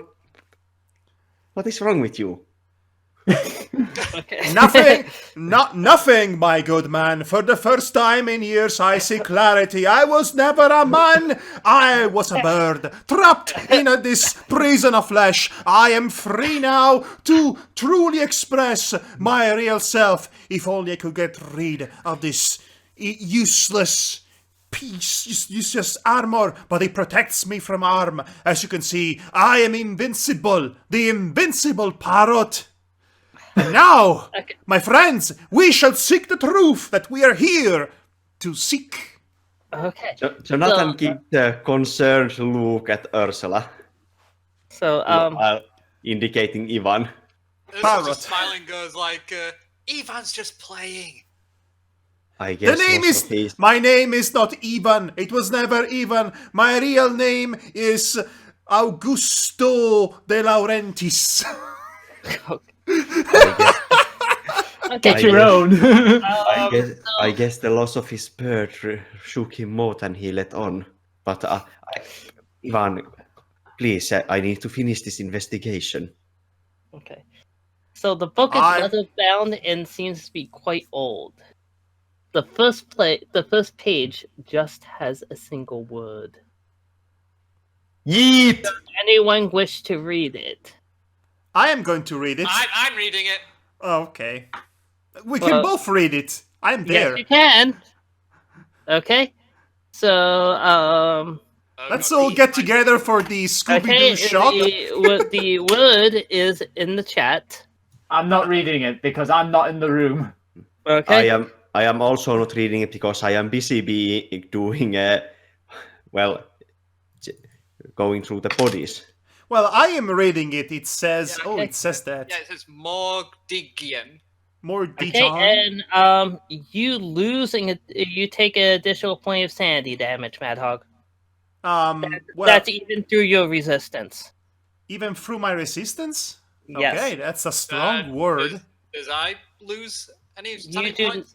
You do not because of your special ability. Yeah, I was just making sure. I thought that. I just want to make sure. What's a Mordigian? Okay. The rest of the book is written in a language you don't recognize, though it seems to be derived from the Latin script as well. Is this actually the Necronomicon? It is not. Oh. You guys Okay. done in there? You guys done in there yet? Because So there's nothing else in the we? room then? Okay. So from upstairs, you hear the door open Uh-oh. and heavy footprints. Uh-oh. Uh-oh. Your heart quickens as you frantically consider your next move. We need to... Okay. I'm gonna come into the... I'm giving you Do to I- a count of 30 to decide on what you're all doing. What do I learn from the bodies? You didn't have time to learn much of anything. The bodies themselves look like they are going through rigor mortis, but that's about as far as you could get. Well, I only have one idea. What's in the room exactly? Is there a way out, like a window? No, just bodies. Well, That's I'm what I good. described as in the room. Can we hide under the bodies then? yeah, I was about to Yeah, say I was gonna that. say Let's hide in the bodies. There is no other Okay. choice, guys. Okay, so you can play dead if you'd like. That's the only plan I had. Okay, so is this a consensus? Yes. There's nothing else to do, it seems. Okay. Quick, Wait, wait, quick, wait. human What? companions. What, Icy Pal? Give me a second. What is it, Icy Pal? So, by the sounds, how many people are coming down the stairs? You cannot tell yet. Before that, I put the book back on the altar and just hide. Jonathan is going to go up the stairs. See who's coming. Oh no. Strength of 1,000,000 men. Yeah. No. I'm going to Okay. attempt to grab him and try. Yeah, I will as well. Drag him. I'm gonna Yeah. drag him down as well because I am absolutely terrified of what he's gonna do. Okay, so you are able to, so I guess, What? are you able to restrain him? Okay. Let's see how... You kind of struggle against each other for a little while as you hear the footsteps getting closer and closer. Oh.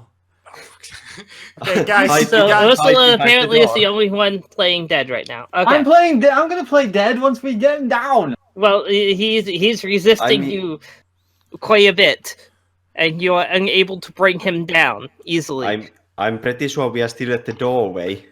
Yes, if yes, you're you trying are. to stop.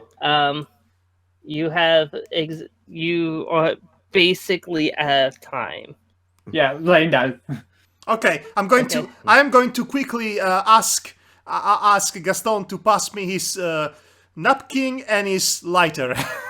It's a man. It's life or death here. It's too late. Okay, so down the stairs walk 3 hooded figures in black robes. Could they be the loons that turned the basement into a bloodbath? Why are you asking us? You're the DM. So they look upon your group. You're still like struggling to try to restrain John. Jonathan. John. And This is basically why they're like, "What are you doing here?" Surprise elf inspection. I could ask you the same thing. They are not helping, Jonathan. Shut up. None of you are. You are We not have here, no- you are playing dead. Okay, as they are talking, I'm going to try to quietly motion Gaston to pass me his goddamn napkin and his lighter. I need them. Okay. In the meantime, they're like, "What have you seen here?" I mean, there are bodies around us. I don't know. What do you think? Okay, I'm going to light a match behind my back and burn the bodies. What? No, that doesn't work like that. Bodies No. don't just combust. Listen. I have an actual plan. It's the reason why I took the bottles. It's the contingency. Looking at the garb of these people and hearing the words he just said, Jonathan's eyes narrow slightly. Do you have any? So you do have an idea what has happened here, do you? What part did you play in it? About that. We were about to ask you the same question. Wait, did you And- not kill these people? Would you believe us if we even said no? I would say that would be something to leave to the hands of the police.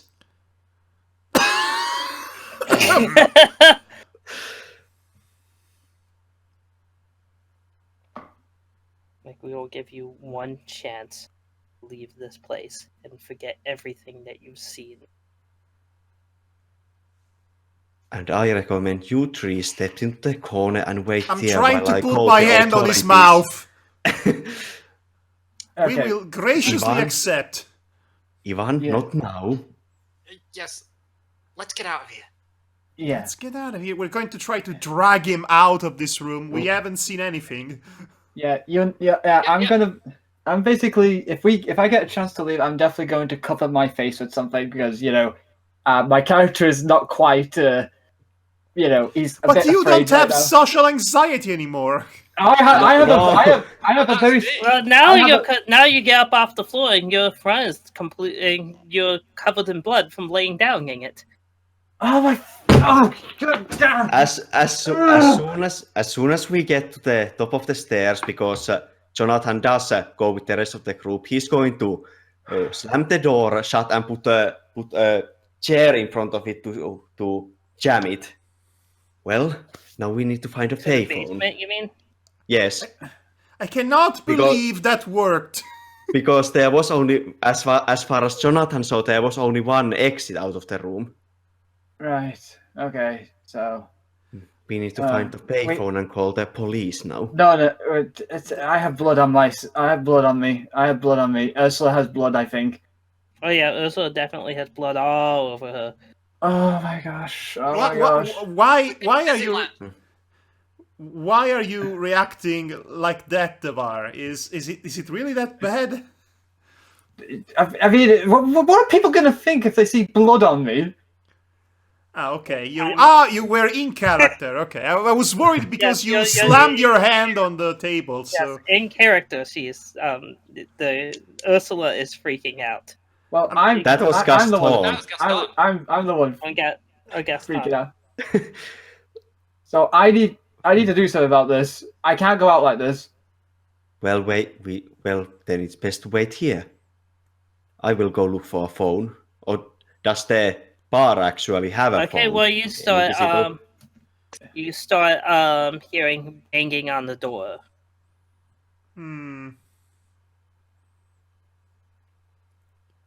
I think we should just leave.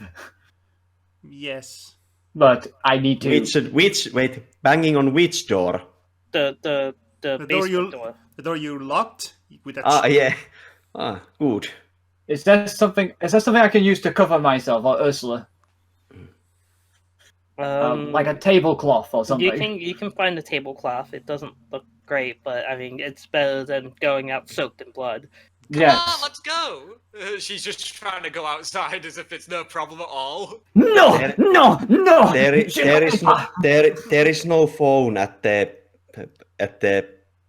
bar table or desk, whatever, or behind it. We'll let fate decide that. There actually is. Oh, Jonathan is going to take it and call the police. Because they have pretty much what seems to be a mass murder here done by what little he saw by a wild animal and 3 suspicious men in Okay, well, clothes. as you're on the phone, you see another hooded figure walk in the front door. Okay, Hi, friend. let's run. How's it going? Okay, we're running. We got tablecloths on us. We run. Okay. Again, Gaston, pass me your lighter and a table and a piece of cloth. Just Yeah, fine. Here, take it. I'm leaving. Yep. Well, Okay, so, he looks in confusion as you all race out the door. I mean, Bye. It was fun knowing you. This is this is the I'm not- weirdest episode of Scooby Doo I've ever seen. Honestly, those were three of the most stupid cultists I've ever seen. Oh, we'll just let you go. No problem there. You're witnesses, but okay, we trust you. Jonathan is not running. He's on the phone. Oh, shut up. You're coming with me right this minute. I am going to Gaston, try what to is wrong with physically you? grab him and just lift him and try to fly away with him somehow. You can't fly away with it. I know, but just grabbing with one hand and flapping the other arm for some reason. Just You are a trying- parrot. You try to grab me with your feet. No, I'm trying to grab you with my beak, with my mouth.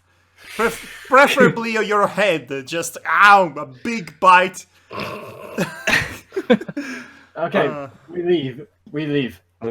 Oh, We're no, leaving. we are waiting for the police. No, we are leaving, human friend. Okay, so this is an individual character situation. Jonathan says he does not want to leave. He wants to wait for the police regardless of the situation. What actions do you all take? We could leave him, I'm- or Stay with him, or do you try to overpower him?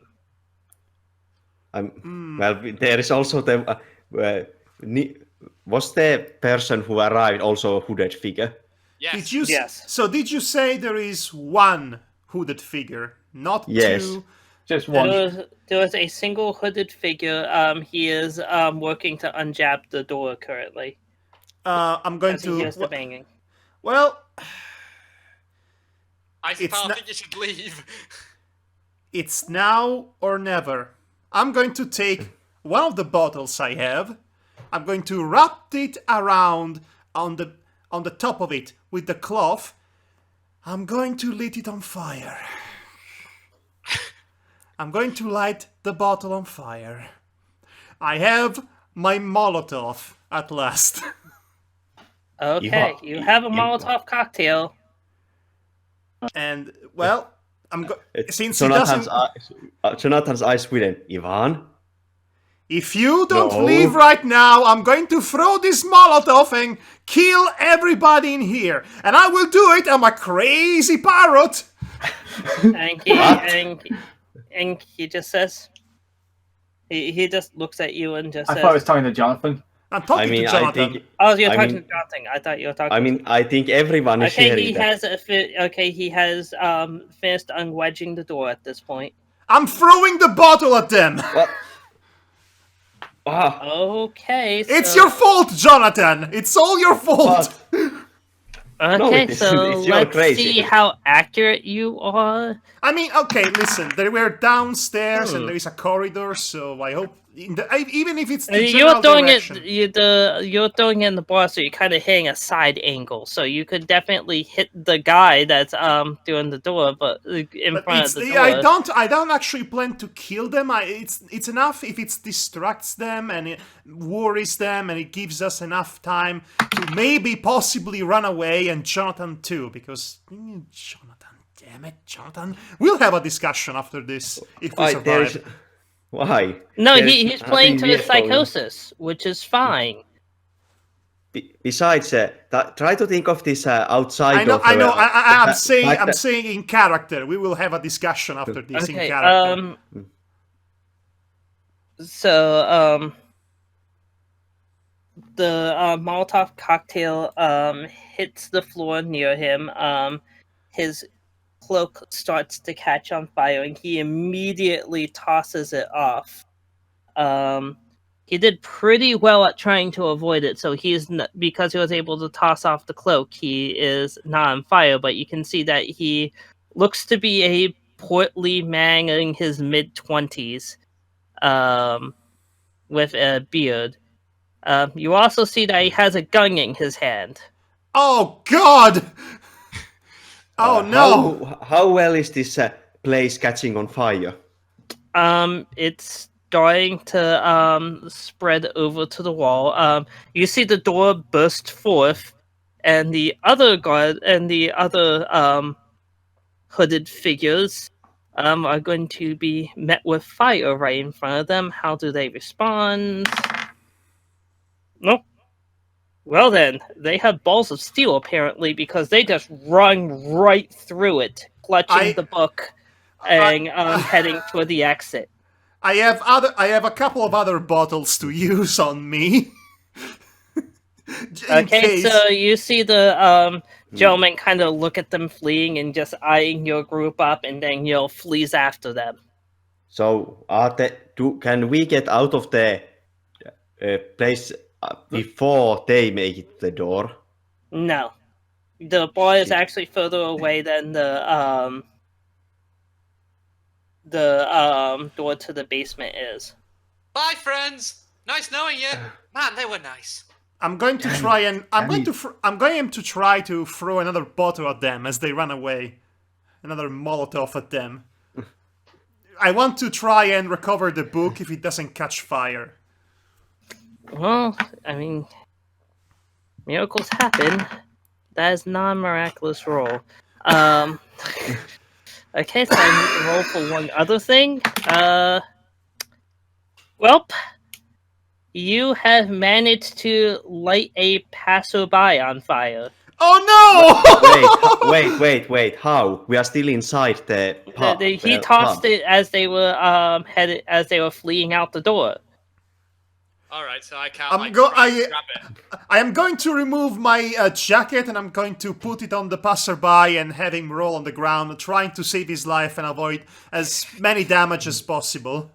Okay, let's see how effective you are at trying to save this guy's life. Oh no. Oh no. You decide with your Parrot brain. With your new wisdom from knowing that you're a parrot, that hugging him mostly would be the best way to extinguish the flame.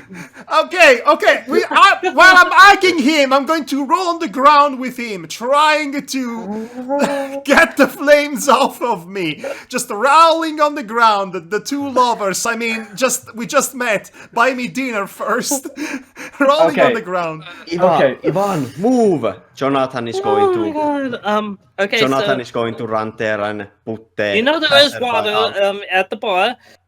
There is? I thought Yes. we only had alcohol in the bar. Oh God! Please don't throw alcohol at the two burning men! Well, in that case, Jonathan is going to grab water in whatever tankard it is, or as he runs outside. Just so you know, Madhog, your condition has been degraded to injured.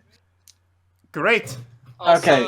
I'm going to get one of the tablecloths and start basically whacking him to try and put out the flames. Okay, Ow! We'll see how effective the flame fighting is. This is amazing. Yeah, considering Oh! No! What? Okay, seriously, Ross, your dice suck. Dice suck. Okay, well, sometimes the dice just say things. So you start trying to beat him with the tablecloth, but the tablecloth actually catches on fire because you're not quick enough.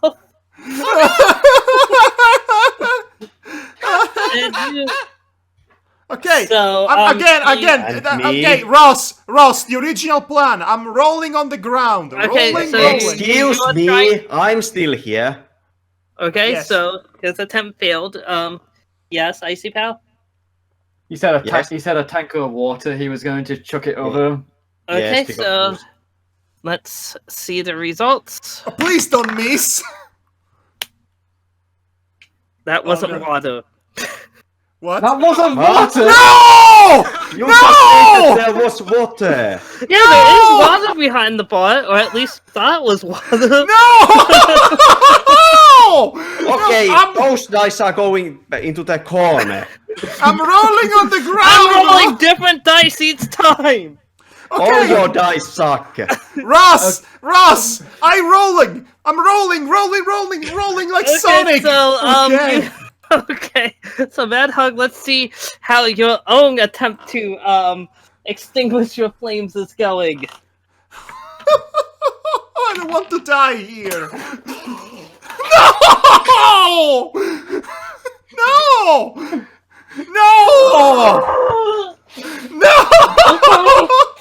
Okay, there is seriously something wrong with Ross's dice, or either the surface he's rolling them on. I refuse this. I refuse to Okay, so your acknowledge this. condition has degraded to seriously injured. No! Hey, You are Madhog, still you have on only fire, yourself to you blame no for this. longer able to roll. Oh, it's your fault, Jonathan. No, it's your fault. You Also, started I have play to with roll fire. one last thing. Will you Okay. to see if Ursula was able to drop the tablecloth in time? Oh, Yes, she was. goody! Oh, good! So that Good means for you. that she also did not catch on fire. Great! Okay. I'm so happy for you. Okay. Okay, so you have one more round to try to find something that works. Okay, I'm gonna do one thing.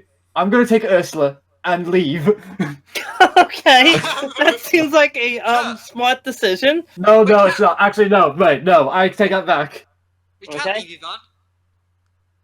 Yes. I'm having second thoughts.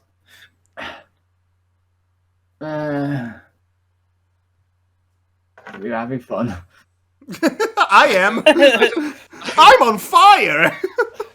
I mean, to be fair, this Literally. is Call of Cthulhu. You kind of expect that people are gonna die. It just seems to be more a comedy of errors that's going to claim someone. It's a silent blame you. slapstick. It's a classic slapstick comedy starring Buster Keaton. Okay. They don't have fire extinguishers back here. Then I don't. Nope. No. Nope. I do not want to. 1920s weren't exactly great at fire extinguishers. Is I there do- actually any water around? Okay, so you go desperately looking for actual water. Actual water. What? Did your dice decide to not one me or something? What? Okay. I think I picked up more alcohol. You found a jug that you really think is water. No! Water, guys. It's No! I think we need. Okay, we need to ban Ross from rolling. No, this point forward. I'm I have I'm- to roll. I am rolling You are for being myself. overruled. I am rolling for myself from now on.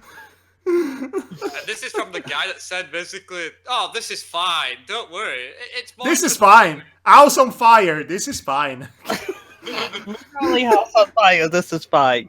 Okay, so I have one more dice that is not in use. I'm going to switch to that dice for the interest of fairness.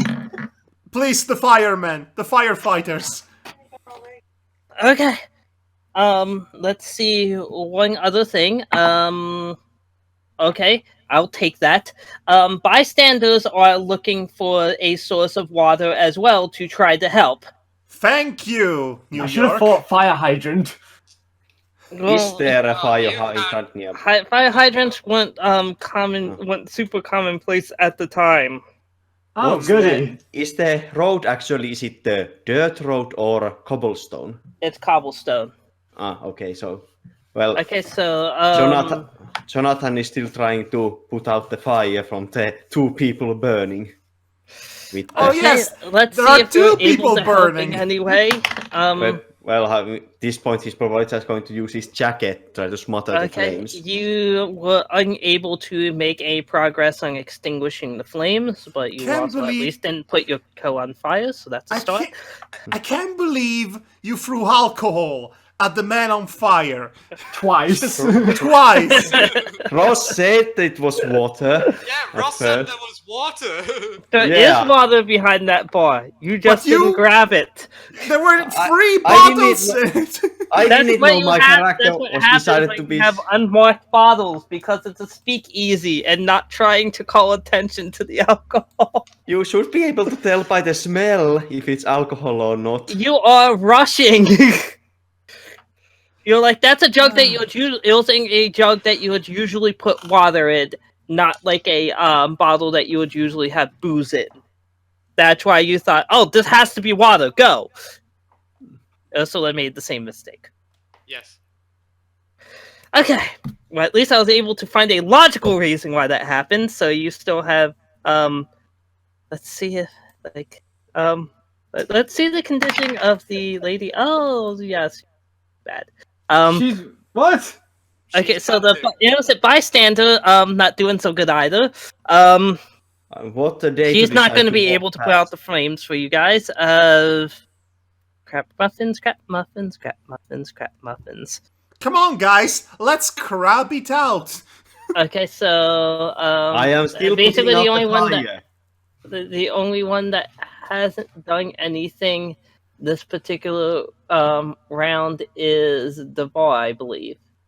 Oh Yeah. god, what am I So doing? it's all on you, Devar. Okay, what can I do? What can I do? What do I see? Because I thought fire hydrant, but there's no fire hydrants. Where's the? I can't. If I go for a bottle, I'll probably cause more fire. By the no, way, I can't. but the interior of this building is rapidly bursting into flames. I'm pretty well. We are not inside anymore. Okay.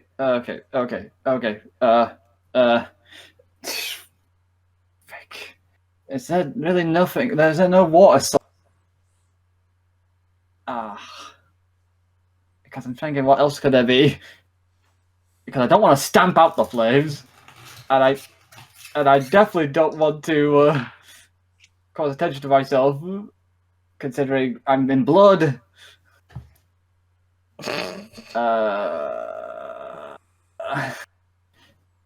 Jesus, frick. What was the fire safety thing? Other than water. I think I mean, he's- there is no sand because it's a cobblestone road. So Yes, and Ross is not telling me anything else that's nearby. Like I said, you don't see anything in the immediate vicinity that, like outside of it, that could be helpful. You see there are people panicking, trying to look for water. So Okay. you know you're not the only one looking. I definitely don't want to do that. Sorry, do they not have a sink in that building? It's on fire. I mean, if there Basically, was, you have one more round of being able to move around the interior of that building before it becomes very hazardous to your health. Wait. Was there a bar tap for beer? They didn't really have taps like that back then. It'd just be bottles. Do I want to risk the Basically, your bottles? best chance would be to grab a bottle and see what works. Like, honestly, that's going to be your best solution at this point. I mean, wow. Okay, three is the magic number. Come on. Like, honestly, like behind the scenes, you guys haven't rolled above a fucking 5 somehow. I mean, the only other thing. Like literally, like I'm gonna give it to you if you actually if you actually manage to roll above an absolutely abysmal number. Like if you get like above a 10, then like you found water. It's not. Yeah. All right, it's either this or taking a piss on them, which I don't think is gonna work. Okay, so one last attempt to get water from the bar. This is a completely different dice. This one has Okay. not been rolled yet for this. It's all up to you, Devar. Maybe I should not roll it. And the dice has now vacated the premises. Dice does not want to be part of this game. Yes. I mean, considering Oh my what the gosh. previous So, guys have people, done. I have managed to get it again. So let me rearrange my setup so that is impossible to happen. Oh my god, you're killing me here, Ross. Literally. The suspense is killing you. And so is the fire. Okay. Okay. Oh my god! No! Come here, Ross. look at this. I want to witness. I want What? to fucking witness to this. I am not just making this shit up. It's a free. Okay, that's official. Ross, you are banned from rolling from now on. Which one? Give it up. Give it up. Yes, give it up. Thank you. Thank you for your input.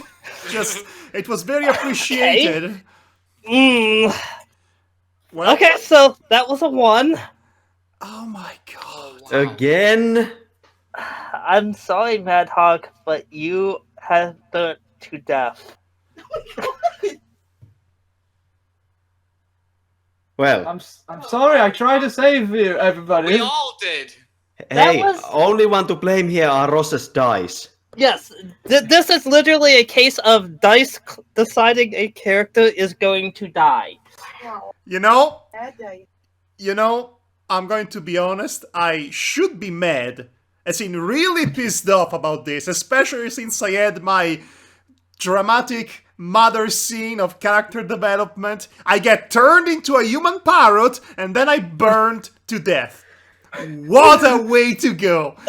But at the same time, it was pretty glorious. So I really cannot be mad. This is hysterical. This is a story to tell. I see it now. Only one of our characters is going to make through this game alive because thus far, in every session, one person has died. First it was Madhog's parrot, then it was Madhog.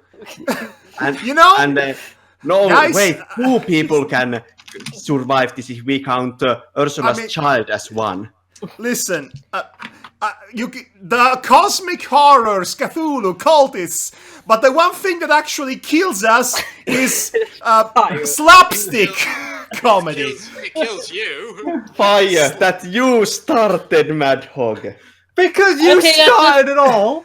So at this point, I mean, this is so kind of take- hubris on that. You're like, I'm Yeah. going to throw fire at them. Well, You could say that backfired. yes, it did backfire. Now listen, the real reason why this happened is because I was a good person. I could have left that person that caught fire the first time to die and just run away, but that's not Ivan. He's a good being and he died for that. So, yeah, I mean, you're welcome to join us to observe the remainder of the game. Comment along with can I not take control of one of the NPCs? Who? Ursula's baby? No. Yeah, I mean, Definitely you could potentially roleplay one of the existing NPCs in the lounge if you'd like. I mean, for the next couple of sessions. Actually, you Otherwise, know what? I am planning on introducing a new character to the mix next session, so you can voice him if you'd like. I can be that character. I can actually Yes. play the game as that character, or am I just? No, you can't play the game. You're still an NPC.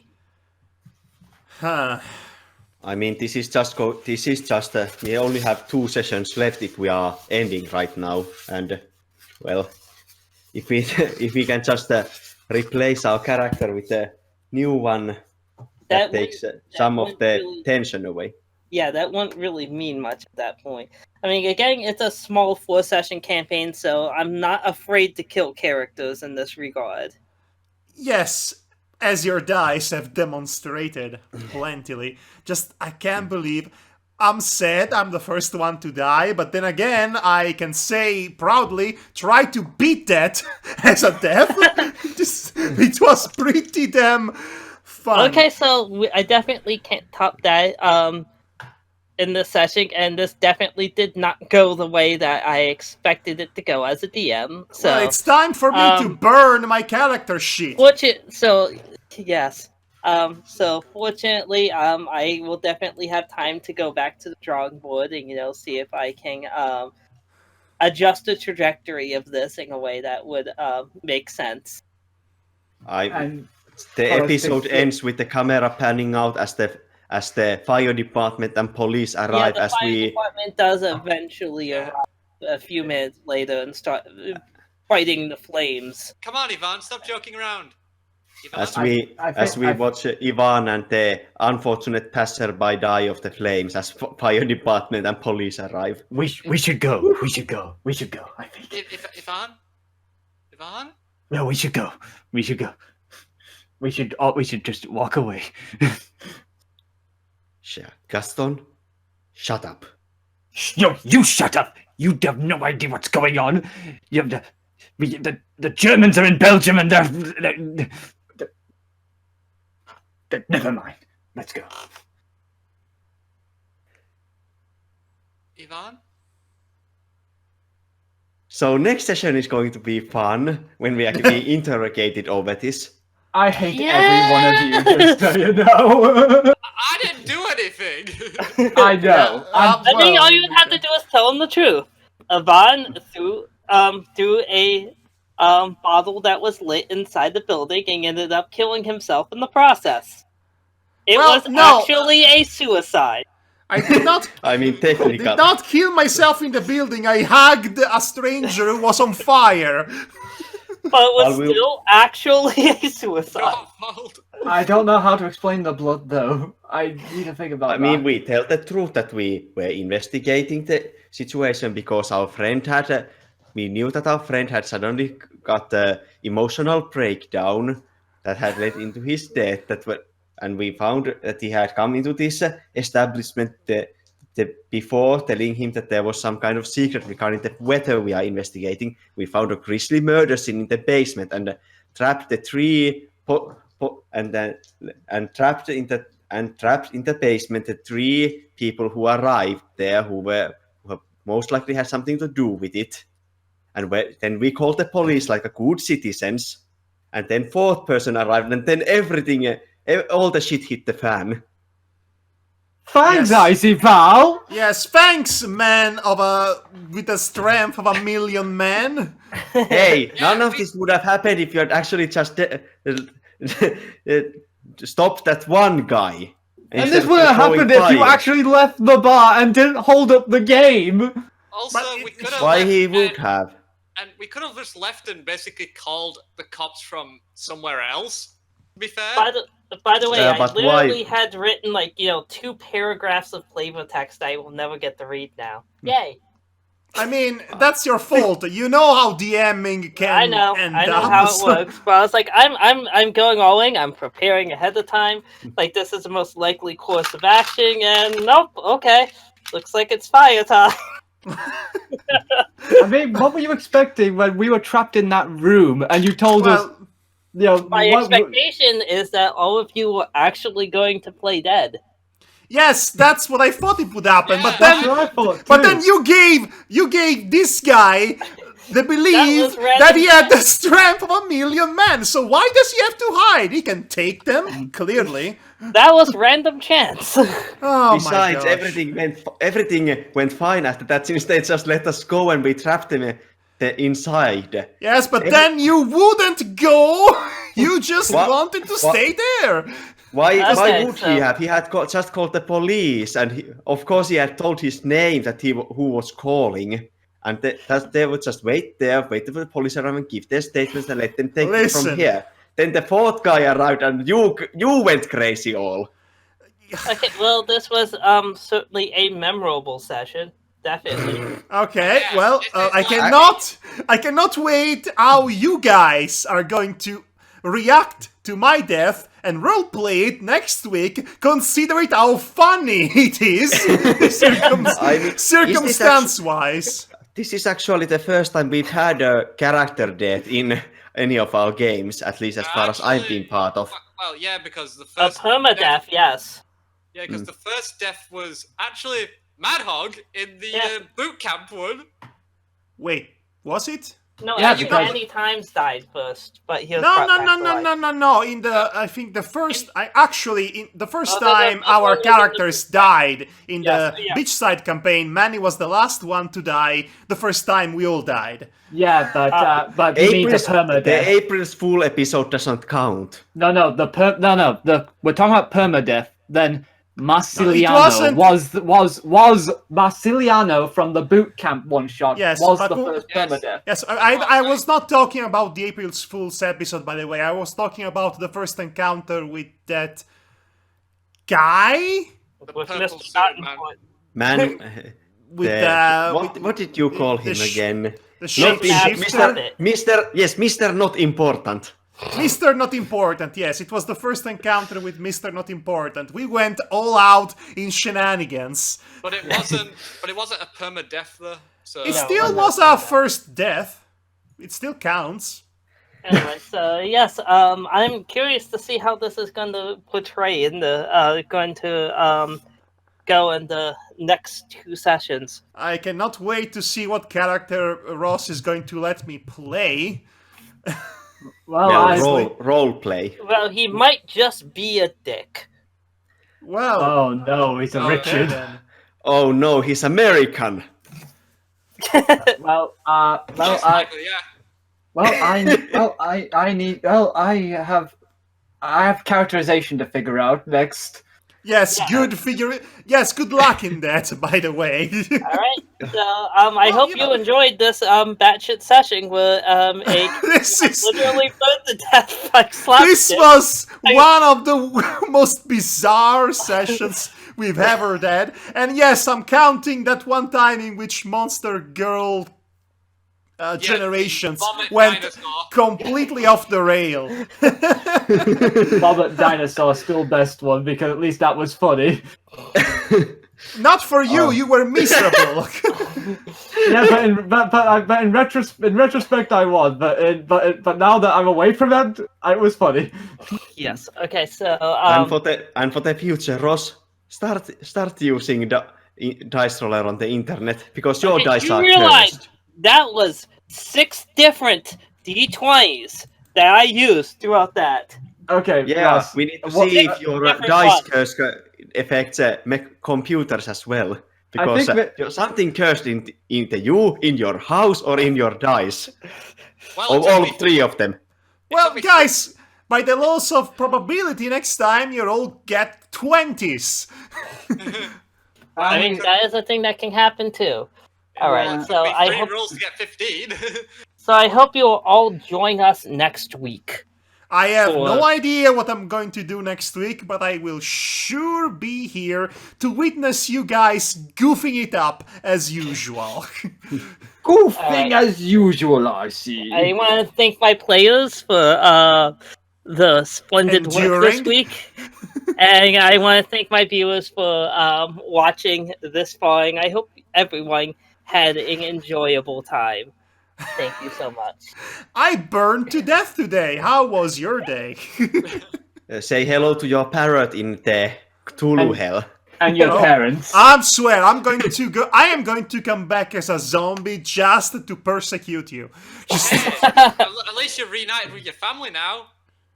Oh! I mean, I don't even know if they are dead. In fact, since my character is gone forever, I might as well share some details about his backstory. If you're Well, interested. I maybe do that as a thing when we're starting up next week, while we're doing testing and whatnot. That seems like a decent time to do it. Hmm. All right. Stream is off. Okay. Mm-hmm. So yes, I will be going. I hope that you guys have a wonderful week, and I will see you. Shut up! Yeah. It was fun, but I would be lying if I didn't say I was a little bit salty about the dice just fucking us over. I was Yes. salty about That- you, Icy Pal. That can happen. I did nothing wrong. Yes, you did. No, I didn't. He was playing to his psychosis. I know. That's the fine. problem. It because If, I don't know. he was not incorporating his psychosis into his role playing, I would have had to take minor look, control. I understand that much, but Okay, If but I was there is if a I- different. I would like to point out that there usually is a very subtle difference between role playing the characters you have, but also doing so at the detriment of yeah, your because this is party members. yeah, because this is okay. this So is- here's an example. My character is a loner and a sociopath and racist, so he doesn't play well with others. Well, if that's the case, why are you even in a party to begin with? Right? it's just that it's just most DMs and experienced players also recommend you use the psychosis as a means to sell something, but not to the detriment of bogging down the game or the other players. This was I mean, yeah. the way you roleplayed reminded me of how I used to roleplay Manny in the earlier sessions, or pretty much all the sessions of Beachside. It's pretty similar. Okay, Well, I'm thinking everything was going fine until the fourth guy showed up and everyone went crazy. So yeah, Ross. that. Bye. Night. Yes, Goodbye. good night, man. Bye. Good night. Bye. Good night. Okay, now that he's gone, let me share you some details. Let me share with you some details about old man Ivan. Okay, so he's been out at sea for 20 years, about from 1904 or something along those lines to 1924. Essentially, he had to run away from his hometown in somewhere in the frozen northern steppe of Russia. The reason for it is because some people of influence had their way with his sister, so he took it upon himself to take the law in his own hands, essentially. pretty much to take revenge, and one thing led to another, and he had to run became away. the judge. He became judge, jury, executioner, and then he decided to run off because essentially, if he goes back there, he's gonna get done for murder. Essentially, I mean, Yes, he never thought about coming back after the Bolshevik Yes, revolution yes, because, Devar. Yes, Devar. Thank you for explaining to me my own backstory. I really look, needed look, that. look. I just wanted to specifically say that I actually gathered all that from all your hints.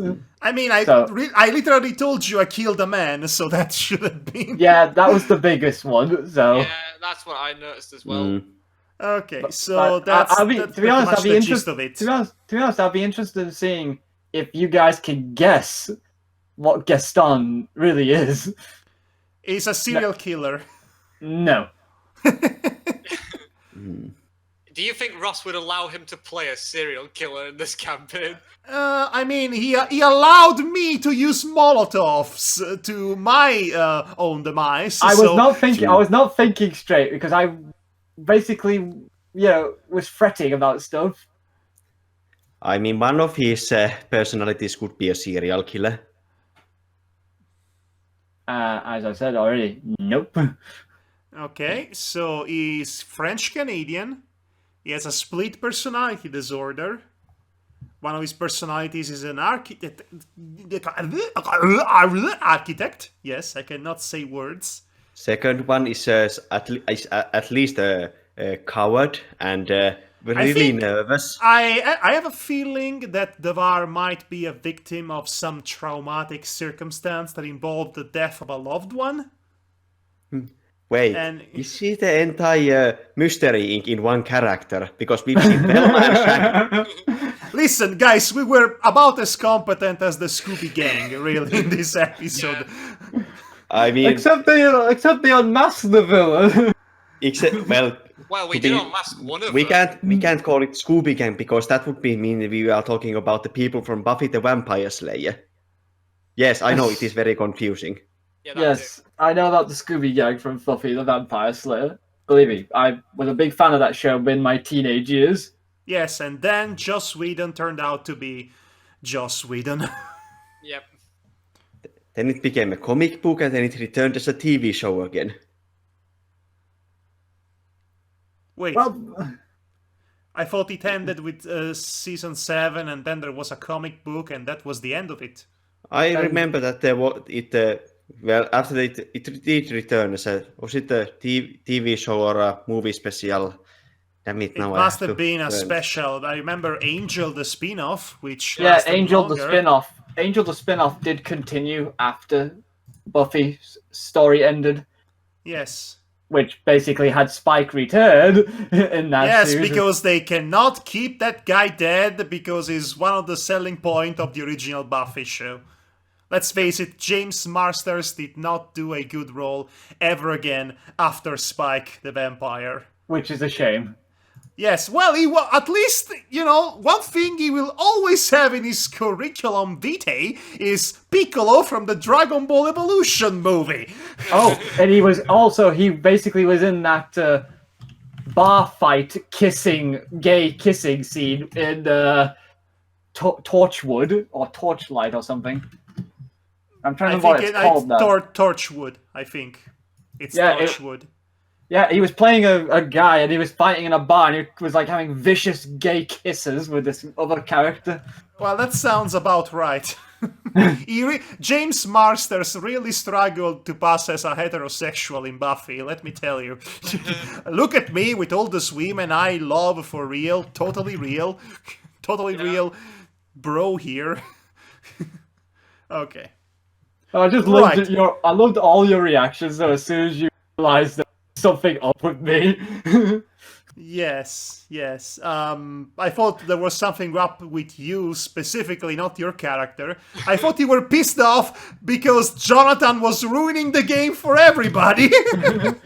Oh, I was technically, but I was actually trying to be in character as a coward to try and move things along, so then the game wouldn't be bogged down too long. And since we were on. Well, Icipal, I'm sorry to say this to you, but we will be sure you remember this for the rest of your life. He did nothing wrong in character. No, he didn't. Yes. I mean, You are putting too much emphasis on character, the Cthulhu side, because in character we have no idea that there's something supernatural shit going on. There was a murder scene. 3 people appeared. We trapped them inside, then called the police, and we're waiting for them. Well, Let me ask who you- said anything about supernatural? There were people that might be dangerous, and we wanted all to go away, but you didn't because. Well, yeah, because they were all trapped in the basement. We were safe. Which the fourth man was liberating. I do have to ask, basically, logically speaking, if you found a murder scene and it scared the living shit out of you, would you want to basically make that phone call in the same building when they're threatening to get out? Well, No. yes, to get the police in there as fast as possible, because this is not the age of cell phones. Who knows how far the nearest payphone is? But the fact that you can think about that rationally also doesn't make sense given the circumstance. We were all going crazy. Yeah, but I was going differently crazy, and well, Jonathan was part of the Great War. He has seen stuff You were going like that. obnoxious crazy, in fact. Okay, listen, I don't want to hold a grudge. No, I don't either, No, but I'm I not do. holding a grudge. I'm just saying, basically, logically speaking, I mean, don't think the Molotov was my idea. I really wanted to throw a Molotov, especially since Ross told me, no, you cannot have Molotovs. Well, I procured myself a couple of bottles of alcohol, so who's laughing now, Ross? Not me, because I am dead. That is true. Yeah, we all had a part to play in this. Yeah, I threw the last bottle, so technically I can. We tried to find water to put out the fire, but just found more alcohol because the dice were being a bitch. Yeah, I thought basically, because I looked around because I tried the first thing that I thought would work. That didn't work, so I was like, well, there's nothing else except for water, possibly. Mm-hmm. I wish Ross would have gave me a chance to roll instead of him because. Yeah. I I just don't think he trusts us for some reason. Well, we didn't give him any reason to distrust us, but it's more that this campaign has a unique gimmick.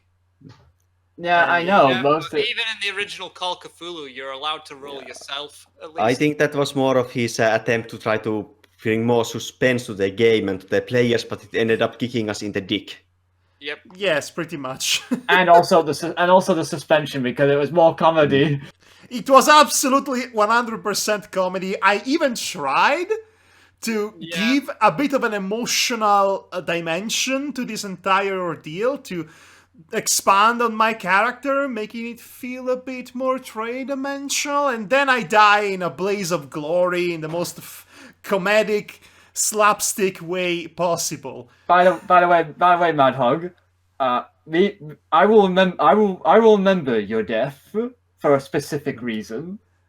You've better do something with my sacrifice. I will be doing something with it in another place, not here.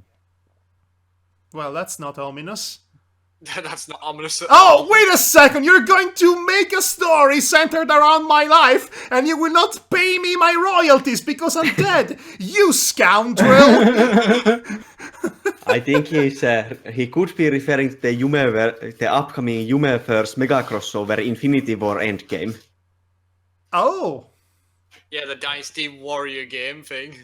Oh no! Oh, Oh no! Everyone's death or insanity shall play a role in that Oh campaign. no, he's gonna come back as the Burning Man! The Burning Man? No, he's going to come back as the actual parrot that died in the first session. We fused the personalities. It's the parrot with the mind of Ivan. It's basically like Polnareff with the stupid turtle at the end of part 5 of JoJo's Bizarre Adventure, which I hate! I hate so much. I know. It's not like It will be both Ivan and the parrot. It's just that they keep changing bodies, and no one outside can tell which one is which at any given moment. I mean, I have a very special idea for this, just because I've been inspired because of the way he died, and the parrot, of course. So basically, 3 connections there. So that should be interesting. So does anyone wanna play some bets who's gonna die in the next session? Because we have 4 possible people to die. I would say probably either Jonathan or Gaston at this point. Jonathan seems the most likely if he keeps up his tough guy act. Yeah, I think Jonathan might go first because, his tough guy act is going to bite him in the ass. Maybe. Or Jonathan or Gaston because he's just being runaway man now. Actually, it's more like I have multiple things at Then play again, here. I don't know how to play this actually because apparently I have no social boundaries anymore. So it's like, am I just friendly to everybody? Just like, hi. how's it going?" Maybe you start threatening everybody with your newfound Humphrey Bogart charisma. I think maybe it might be that you have an unfiltered mind, so the first thing you think of will basically was what will come out, even if it's insulting. What was the exact wording on that affliction? I'm trying to remember. It's just I no longer feel uneasy from talking to anybody. No. Wait a second. Oh yes, that was Ursula's affliction. Yes, For a second, I thought I confused. I think I managed to confuse Isipal with Danton again in my mind. I don't know why does that keep happening. That keeps happening. It's worrying, honestly.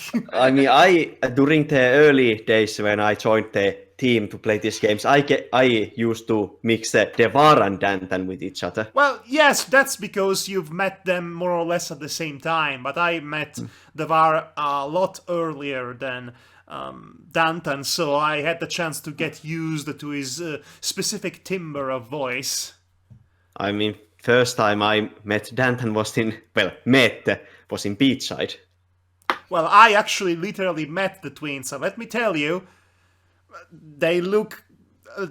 they are basically models, yes. They're such They're such lovable, manly men, men's men. Really, they are human twigs. Just, Yeah, well, that.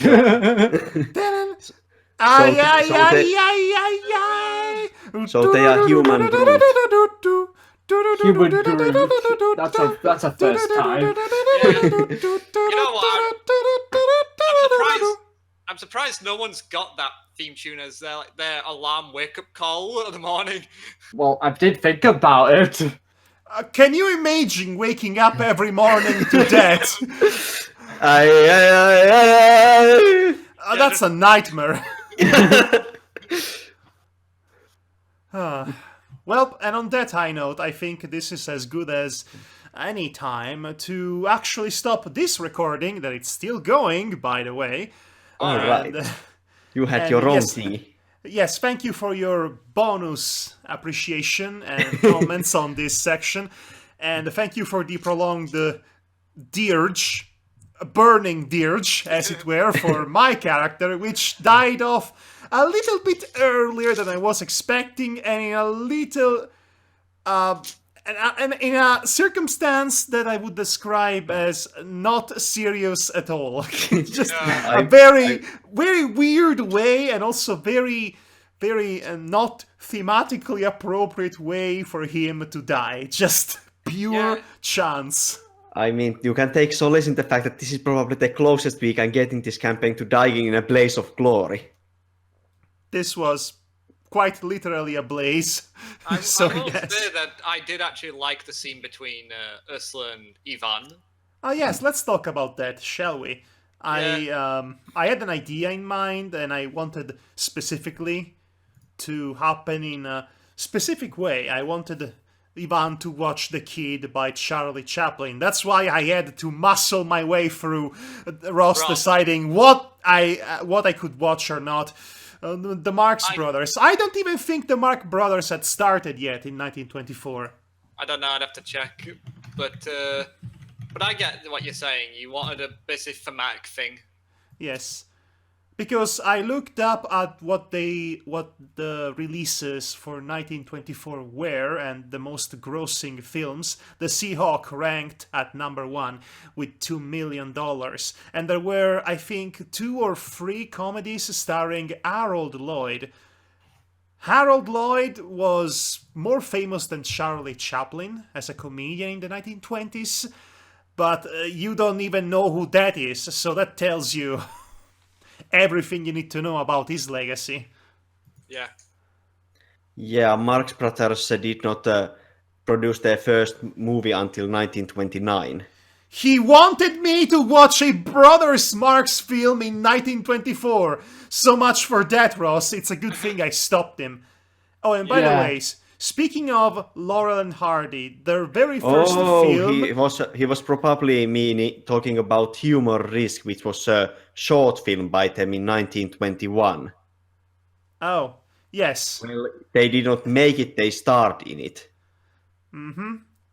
As I was saying, Laurel and Hardy had their first duo film in 1921. They were put together as an experiment. However, their first official film would be some more years down the line. The reason for that delay was because the technology at the time, the film, was not agreeable with Stan Laurel's eye color. So when the technology was improved, then they tried again, and then the rest is history. Laurel stayed as a writer in the first few years as he worked under Hal Roach. So, yes, I like, as always, to add some bits of film history here and there since the time for it seems appropriate. Yeah.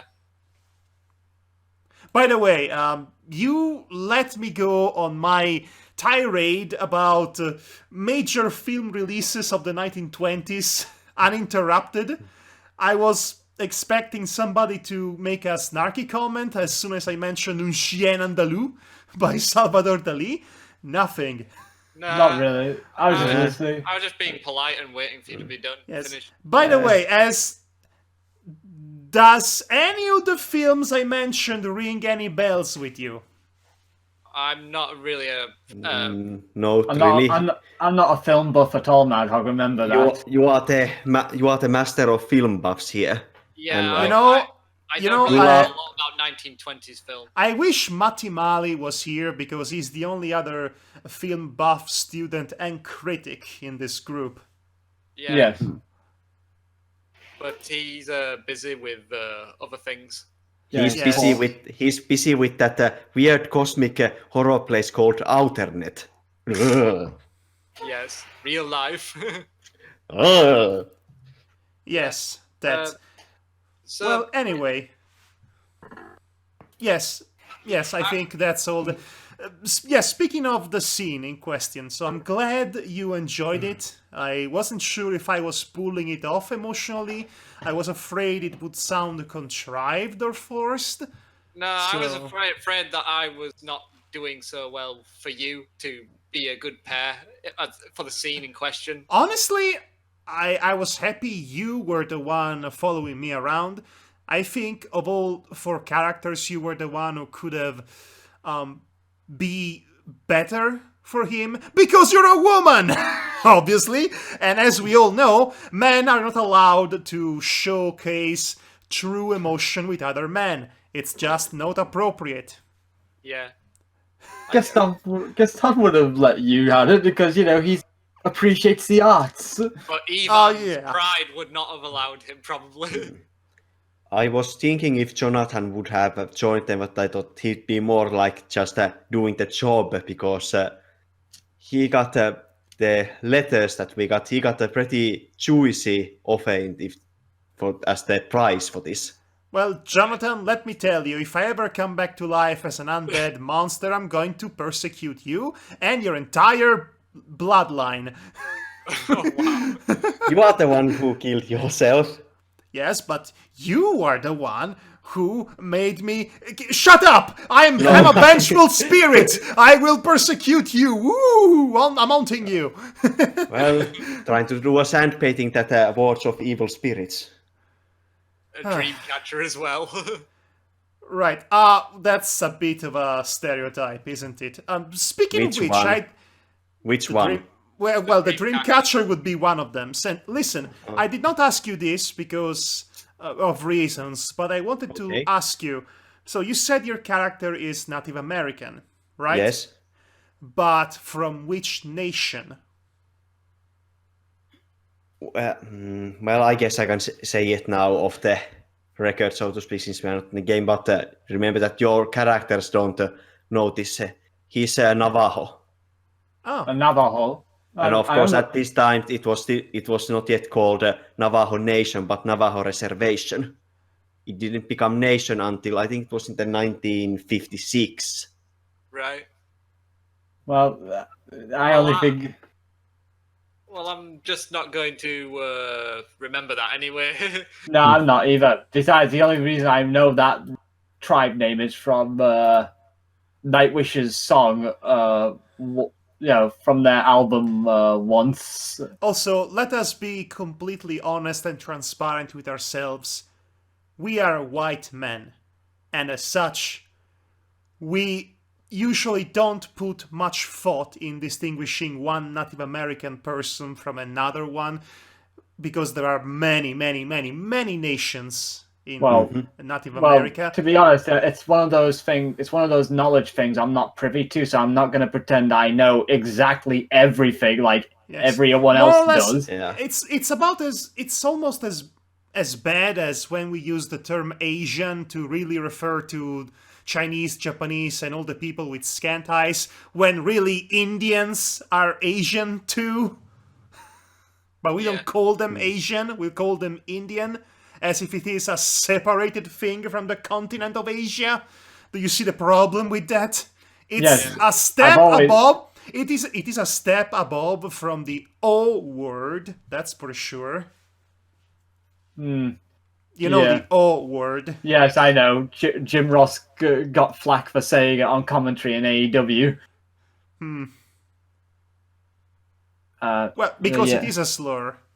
It is well. But I was gonna say, that Ivan's death will have affected Ursula because It, they uh, were sort it, of uh, friends. it had better be. Or else I'll be mad if you don't cry over my grave. Just pull your hairs out in despair. You better cry, or I swear to God I'll come back as a zombie and I will eat your brains. I definitely need to think of something because Well, she might not cry, but she'll definitely Oh. basically feel it, like sad. May I suggest you to do a burial at sea for the old captain? well, I'm not sure if we'll get the body back in time essentially because they might want to take Is the there body in. even a body left? There's a burnt remains. That's what I mean. Well, I guess cremation was chosen for us. It's just that because this is an incident, it might be that they might keep the body for investigation purposes. Okay, yes. Well, Yeah. whatever remains of the body. We'll have to see, but as I was trying to sell it a bit when I was like, Ivan, like sounding a little sad. What do you want? I'm busy dying. Okay, well, again, unexpected death, funny death, unexpectedly funny death, also unexpectedly timed funny death. I was expecting that if we were going to start dropping in outside of the last session, it would be because we went completely insane. Yeah. I too was expecting we would manage to survive the first 3 sessions somehow, and then we all die in the 4th one, and Cthulhu races from the seas, and the world is ended. I was actually worried that Icy Power was going to drop, to be honest, in the 2nd session because I had no idea about the insanity rule thing. The insanity rule thing, as you put it, is probably one of the best features in this game, and one of the worst, as Icy Paul has demonstrated. I don't really. Well, it doesn't really matter how much sanity we lost in the first session because we got hit with the fucking 5 points. Yes, that was just such a bad luck. Such a bad luck. Curse you, Ross Dice. Well, I mean, look on the bright side, guys. The dice rolled really good on Cappy and me having a nice night. I am going to slap you so hard. you and your skirt chasing priorities. Okay. I mean, what is Cathy going to say now that Gaston has a new personality?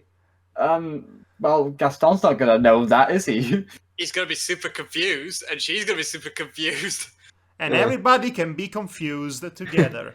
And on that high note, thank you for joining us, everybody. This is the end of the recording. As I said already 5 times, I think. But this time, it's totally real. Oh, you know what? Never mind. I want to complain about something. Oh, no. Don't worry, Madhog will fix that in post. I hate you so much. So, as you recall, last time I started playing a game titled Mistover. Yes, I saw on Twitter you were talking about it. It's basically, the long and short of it is that it's basically Darkest Dungeon with chibi anime characters. It's... Yes, that was my initial reaction as well. No, I just accidentally bumped my microphone. But you know what? It still counts. It's, yes, Mistover is to Darkest Dungeon what Code Vein is to Dark Souls. You know, basically the same thing, but with the gimmick of anime girls in it. Also, the Darkest Dungeon style game 1944 Warsaw, it just came out earlier this month. I had completely forgotten its release date during the previous. I must have it! Wait, is it available on the Nintendo Switch or PlayStation 4? I need to check that one out. Also, can you give me the title? Because that's definitely a game I would want to have. Because let me tell you, playing Mistover made me reappreciate Darkest Dungeon all over again.